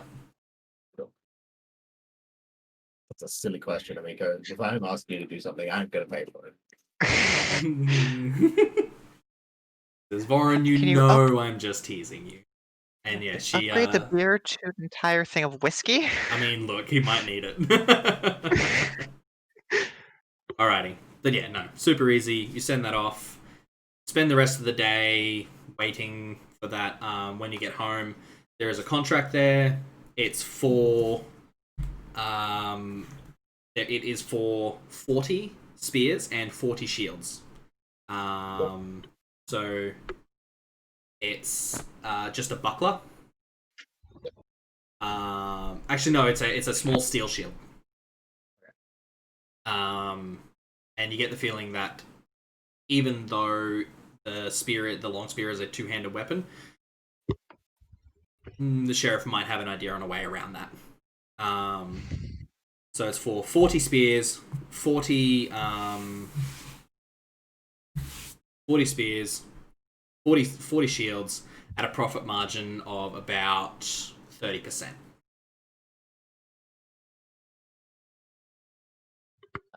In he expects me to charge 30% on top of Yes. materials and labor for. Yes. It's not full price. You have a good rapport with him. It is for the defense of the town. He has taken a bit of a bit of a liberty since you came to him with this idea. Yeah. He has taken a bit of a liberty with discounting himself. I wasn't going to charge them. I know you weren't, but he's drawn up the contract and he's signed it, so he's happy with it. All it needs is your signature if you're happy with it.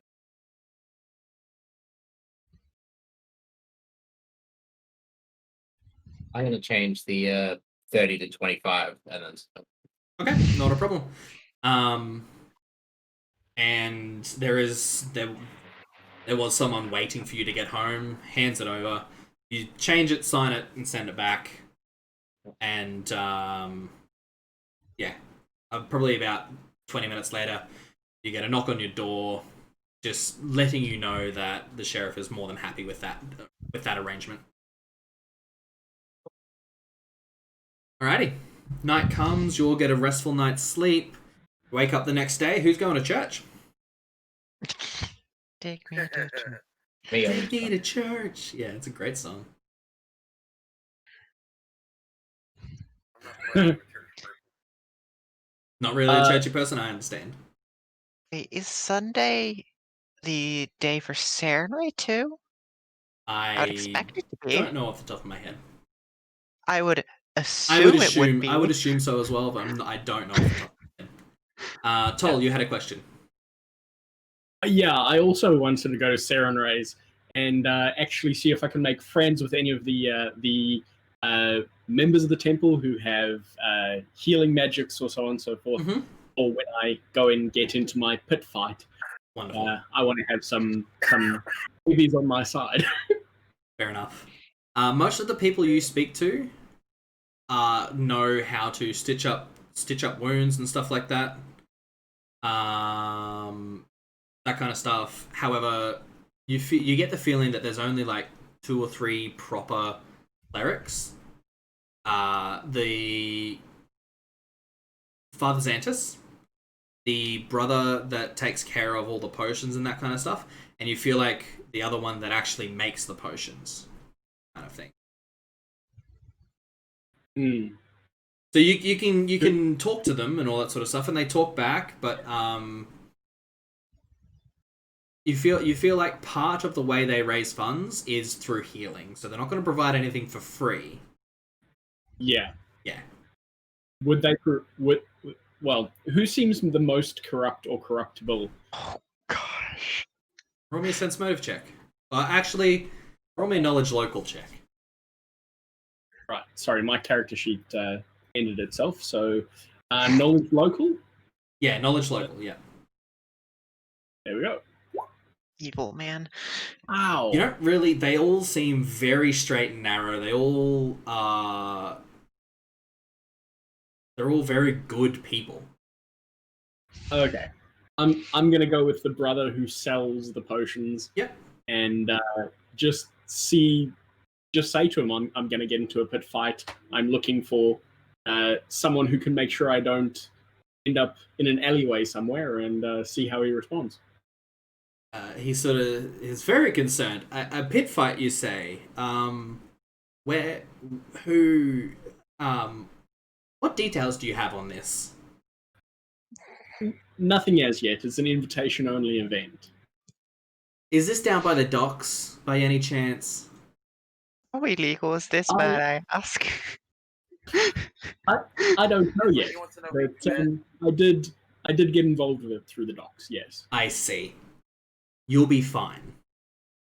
If you need stitching up, we can provide that service free of charge. They will not kill you. It's good to know. it's their way of blowing off steam. I don't really agree with it. However, we provide a service. Thank you. And I'm going to give a donation, Mhm. a gold, Yep. Perfect. and that'll be it. He receives it. Thank you, sir. The Church of Desna and Sarenrae appreciates this gift. And he walks over and he drops it in a donation box for you. Awesome. Just as a note, your service, Vorin, your service to Torag, it's not as full as it was during the consecration ceremony. However, That's okay. there is, instead of just having 13 people, there is now 20.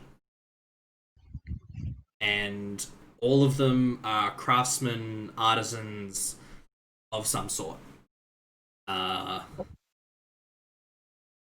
Yeah. So the three farmers that Yes. Yes, they are. They're actually the only ones that are not crafters or artisans. They are there. And then you just see Toshi in the back. Yep, Toshi's in the back as well. Merc and Solomon may be there. You definitely walked in with Solomon. He was chatting to the brother of Desna that runs the sort of financial side of the church. Though Toshi does have an idle animation, more or less. Yeah, she's a little fidgety. Extremely. Well, Yeah. I'll make sure to mention that the sheriff is looking for volunteers for a reserve force.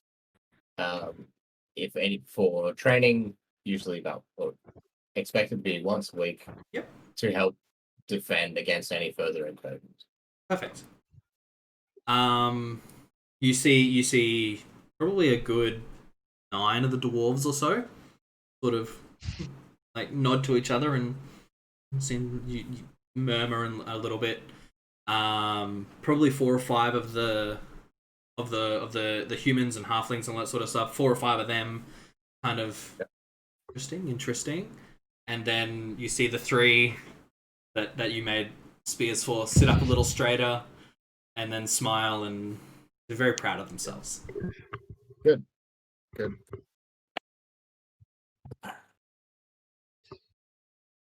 Yeah.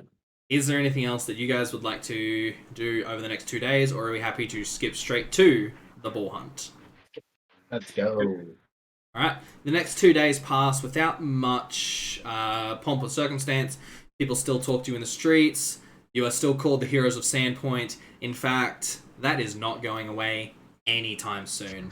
Do there I is get still more letters? you receive like maybe 1 or 2 more letters. One more definitely from the same person. You don't receive any more gifts. You see, you do on the Saturday receive one more letter. It's a very similar, very flowery, and signed in the same Secret Admirer penmanship. No one you ask seems to know who it belongs to or where it comes from, and if Amiko knows, she's not telling. You wake up It's a on. Miko. I mean, Wait a it sec. might What be. did Who the knows? first letter say? Say again. What did the first letter say?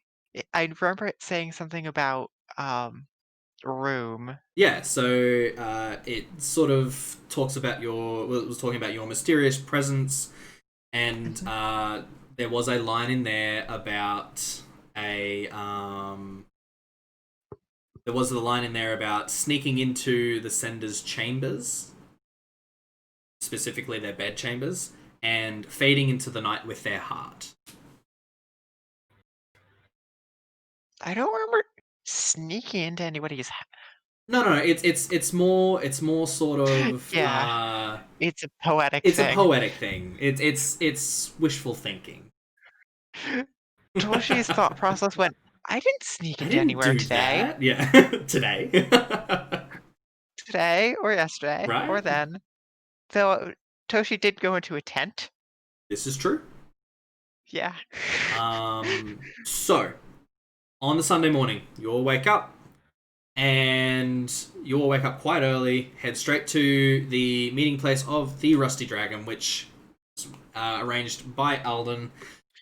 And he says, I'm sorry I haven't seen you over the last few days. I've had a lot to deal with and a lot to organize for this. There are half a dozen guards that he's sort of wrangled from off duty to help protect him and you guys. And he has hired a grand total of 11 horses. One for each of you, one for each of the guards, and one for himself. Actually, you believe that the horse he rides might actually be his. How many dogs? There are actually 4 dogs, and one of the Toshi guards. stays as far as fucking away from them as she can. That is fair. The dogs are sort of at the back. You can be sort of towards the front. That's super easy.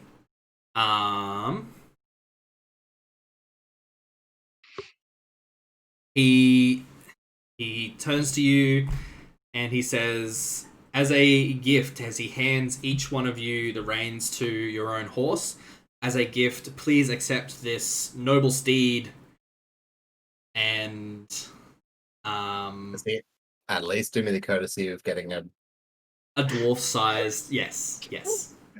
No, like, no, It's sorry, all no. yeah. It's all very very tailored to who you are, sort of thing. Right. And they're all yeah. I love the image of me with my spear banner on horse. Oh yeah, 100%. So he gives you these horses and says, I hired the guards' horses, however, these I have bought for you. As a final token of my appreciation, I like, you saved my life. This is the absolute least I could do. Says, it's only a mile and a half. Sorry. He sort of just laughs it off. It's like, of course you would think so, mighty and noble dwarf. It is. He's very animated, very excited. So it is only a mile and a half to the Tickwood Forest, where I have sent a scout. I just received word from them yesterday. There is a few boars up there. So, are we ready to go? What type of boar? Just normal Tickwood boars. They're no bigger or larger than normal, that kind of thing. Okay. Just regular boars. I was hoping we weren't going dire boar hunting. No, of course not. I'm not suicidal. I'm just going to make sure I turn to the party and tell them where my healing potion is, just in case I get nailed to the ground. Yeah. Everyone knows where that is. Yeah, no, definitely. In a past life, I feel like I know exactly how you feel. Alrighty, I'm ready to go. All right. So if we're all ready, let's go. So you head out of town, sort of northwards. Let me pop you onto the Hinterlands map, just to give you a point of reference. Every time a dog barks, Toshi jumps. Of course. Immediately. Of course. So, make the effort to ride beside Toshi, and just any time a dog seems to make a noise, we'll be like, "Easy, lass. It's okay. We're okay. Yep. Nope. The two of you Doesn't are. That's fair. The two of you are very quickly joined by Alden. He rides next to you, and he is incredibly friendly towards you, Vorin, and he says, Master Dwarf, I understand that you've only been in Sandpoint for 3 years. Is that correct? Yes, that is. Where did you come from beforehand? Dwarvish lands to the northwest. Oh, I actually was speaking to a trader from that area, probably a few months ago. May I ask where in that land you come from? Um, and you can see the Yeah. conflict as Vorin doesn't want to be dishonest, Yeah. but also Doesn't want to tell the truth either. Yeah. No. Janderhof would have been my latest place of residence. Janderhof, sorry. That's fascinating. Do you know a Harrick stone mount? You haven't heard the name. No. Oh, I was just checking that. No, you haven't heard the name. Cool. Oh no, I mean Yanderhof. Sorry. No, I'm not familiar. I see. Yanderhof is a big place. I understand. He says that was the trader that came from there. I was just wondering if perchance you two knew each other. Wasn't in Yanderhof for long before making my way. I see. So where did you come from before then? It's a big place. There's lots of small villages scattered throughout the mountains. So I often roamed more so through them than was stationed in one place. I see. I understand. How much do you know of the area there? Of that area, not only what I've heard from Harrick and a couple other traders that came through years ago now. It's an interesting area, and like I said, I know a few people. I didn't expect you to know who they were.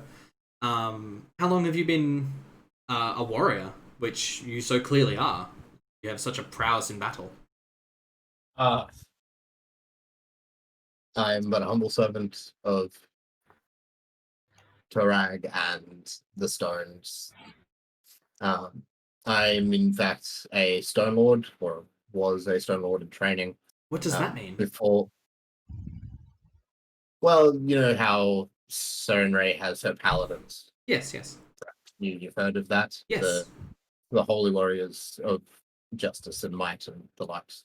Of course, a hero such as you would of course be a Stone Lord. Yes. Tell me more.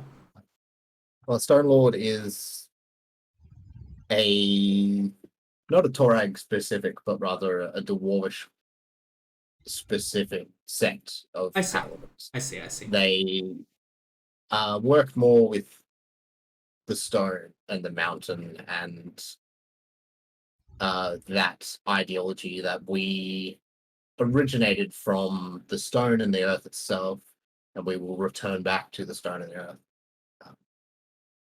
Yes, I follow Torag, but he is not exactly the one that gives me my powers. I see. I understand. That is incredibly fascinating. So you must have been through many battles, and he's kind of actually pointedly ignoring the rest of you. By the way, just as a note. I do not relish the days that I saw war. So you were part of war. Were you part of an army? You could say as such. Yes. Which army were you part of?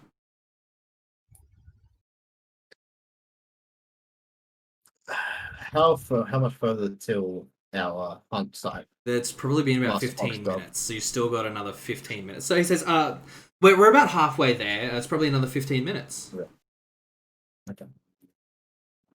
At this point, you're probably just rounding the bend here. near where Ravenfrost is. Raven Roost is, Yeah. sorry. Right there. Right. Yeah. Forgive me my lack of words. It is a sensitive time that you speak of, and I I understand. do not know you well. I see. Well, I do not know your history as such. And please do not take that the wrong way. I understand. I would ask you please not ask much more. Of course. Perhaps we should take the time to get to know each other much better. In that case, I would be honored to learn how to be a hero such as yourself. I'm not a hero, son. Yeah, But how old are you, by the way? Just as a 60. okay, cool. Yep, interesting. Yeah. Yep. I've been around a long time. Yeah. Longer than most of these humans that I'm Yeah. talking to. Yeah, definitely. Alrighty, Yeah. cool, interesting. Yeah. I'm not a hero, and my time at war has improved that. I see. So I apologize if I offend Master Dwarf, Master Vorin. I certainly did not mean to, and please allow me to continue to talk as if I had never asked. I do apologize. that's fine. You're forgiven. I cannot hold grudges. I thank you. Anger held towards other people only hurts the holder. I It does see. not hurt the person it is pointed towards. I appreciate your forgiveness.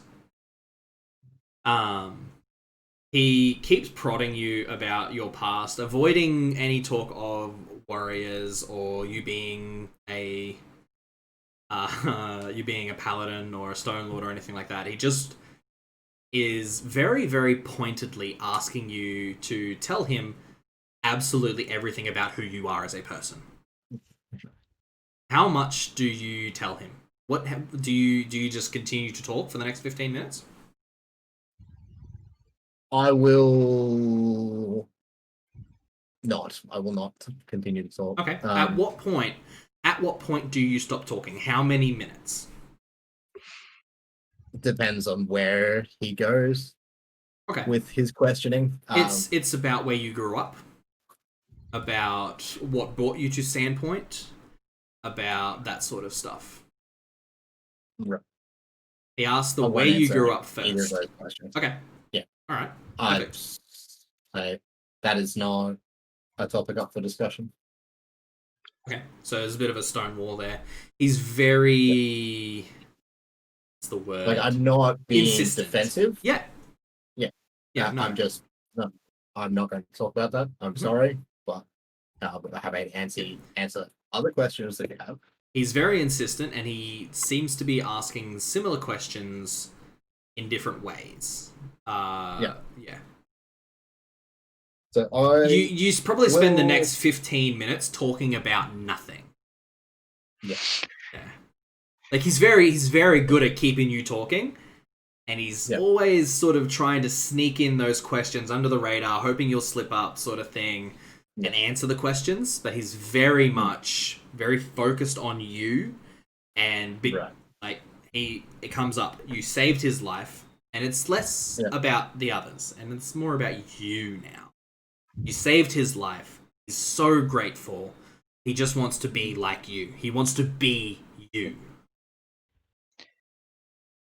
Does he say that phrase? He wants to be like you. He never outright says he wants to be you.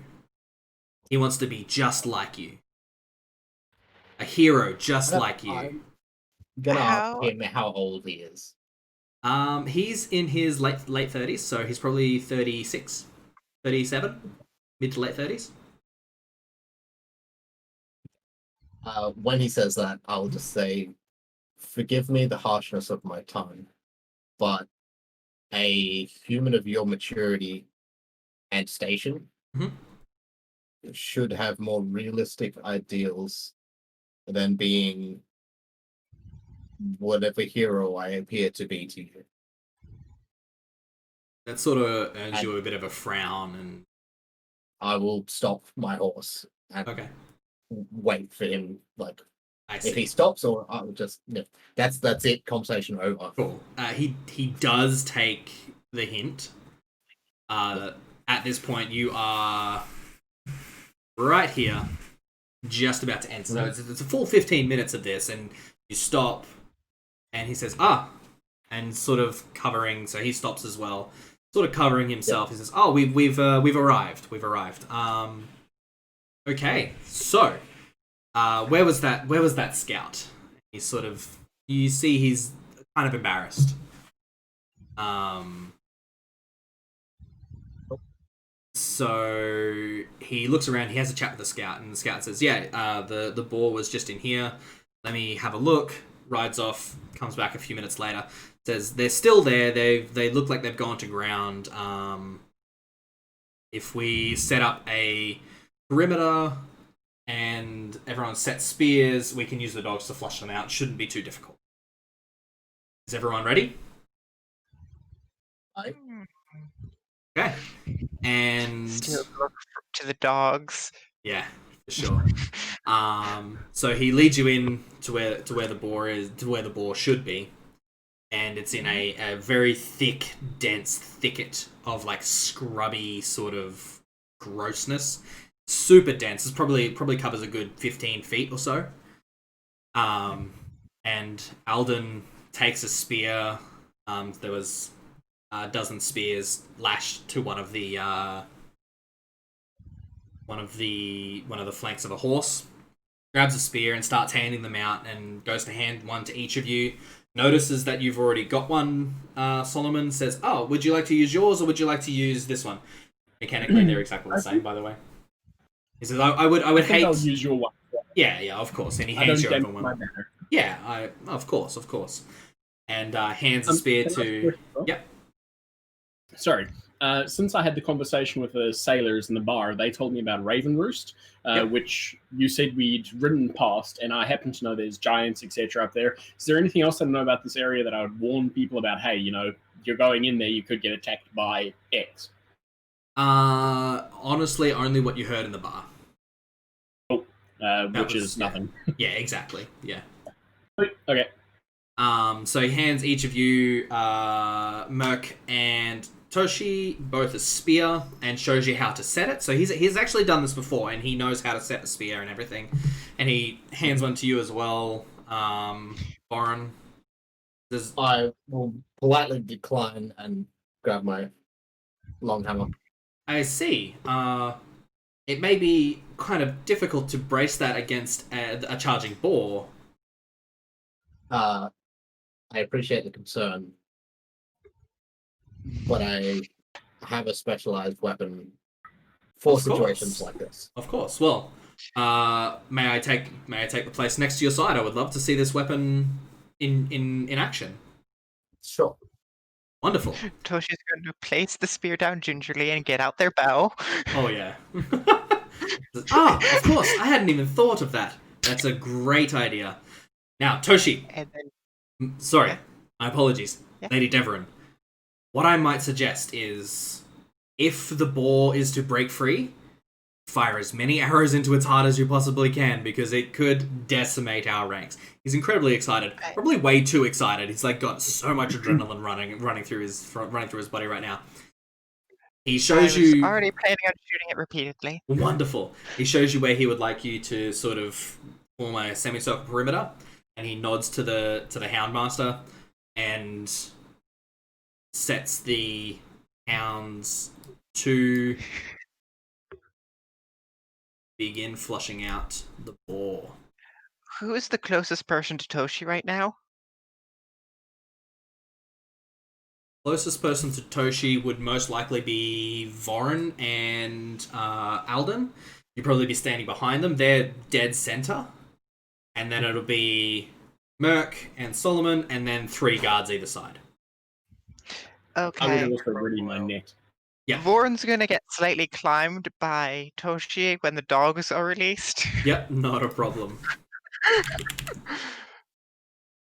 Alright, so I'm going to ask everyone to roll me initiative, please. Don't worry about... Before we do that, can I just make a quick test roll so we're not getting confused? Yeah, go for it. Don't worry about adding you because you don't have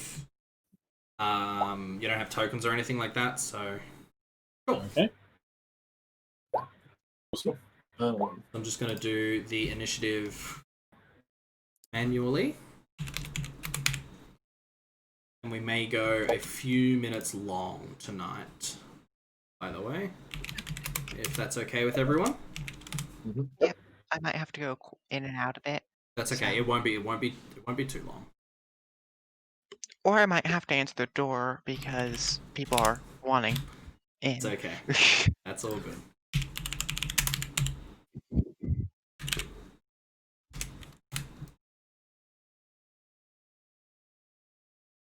You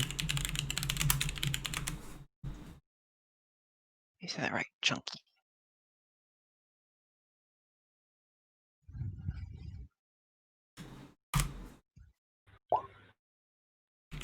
Okay, so the dogs bark up a storm, and the boar comes rushing out, and it charges directly towards Alden and Vorin. Vorin, because you've got reach, you'll actually be able to get a charge off on it as well, like the brace. It's coming for one of you.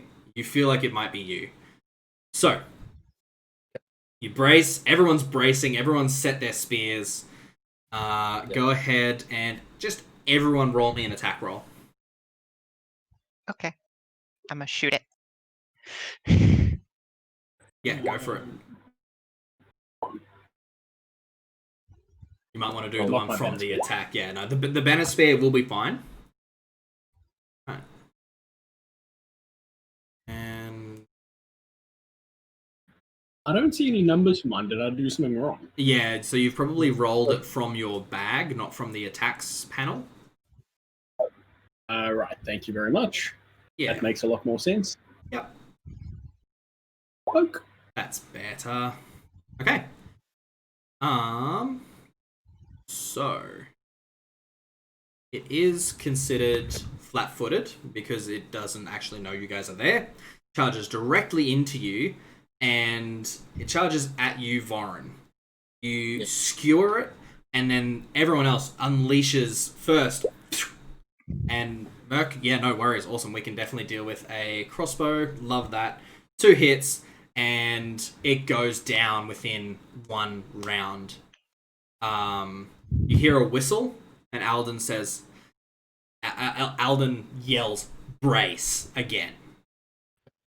So everyone resets, and you hear the barks, and a snorting, squealing of another boar, as a second boar rushes out towards you and charges directly at a gap in the line where 3 of the guards had moved away.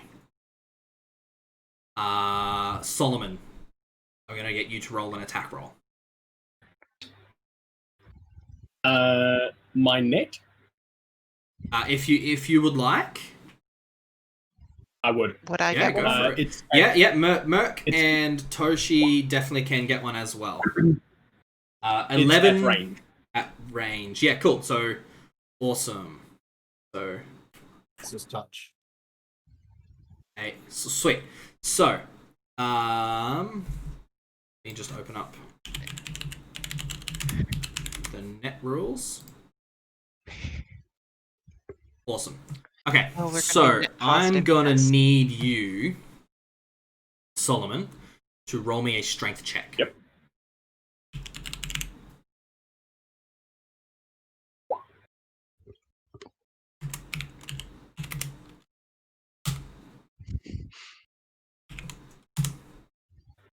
The boar tears through the net and tears out of the net and continues to run out into the scrub, and then you see it stop, turn, it's heading back towards you guys. So, we're going to go into initiative order here. Merc, your turn.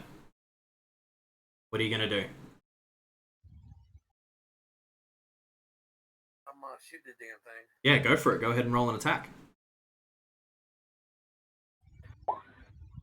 Cool. 6 skates off its hide. You leave a tiny little scratch. Other than that, not really any effect whatsoever. Toshi. Can I tell who it's going to be charging at? You cannot. Okay. However, you and Merc are the closest at this point in time. Yeah. So the boar's in front of you. Vorin, Alden, and Solomon are just behind you. Merc is probably off to your right, just a touch. And then the dogs are on the other side of Merc, Solomon, and Alden. Sorry, just gonna take Vorin, Solomon, and Alden. Yep, go for it. Ooh, that's a crit. Awesome. You're not going to get sneak attack. However, Sad.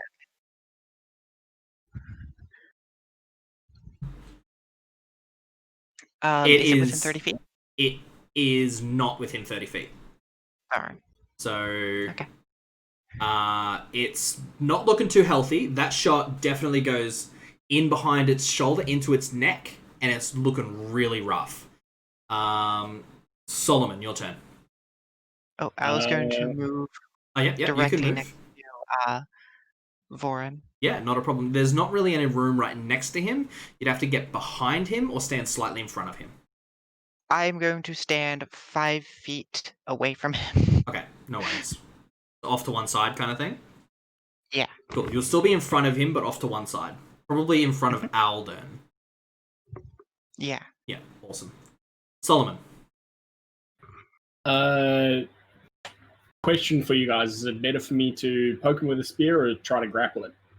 It is still a good 50 feet away from you. Ah, okay. Are you guys seeing the map? I'm not. There is no map. This is all theater of the mind. Cool. Then I'm going to bunch up with wherever the majority of the people are. Okay. So you're already there. So you're standing right next to Vorin. Right next to Vorin is Alden. Right in front of Alden is Toshi. And to Toshi's right, there is Merc. Okay. I will stay with the group. If the group moves, I'll move with him. Otherwise, I'm Perfect. staying with him. Awesome. Which brings it to the boar's turn, and it is going to charge. It is going to charge.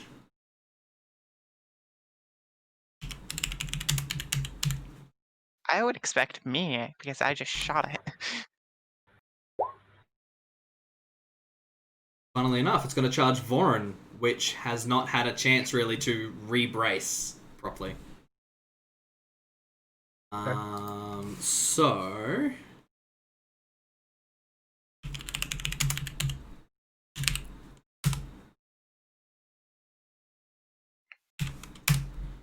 Really funny. 25 hit. Yeah. Yeah. Very good question. I was going to say it would be funny if they missed, but You take 6 points of damage as one of its tusks tears into your armor and scrapes all up the outside of your leg. Okay. However, it's your turn now. What are you gonna do?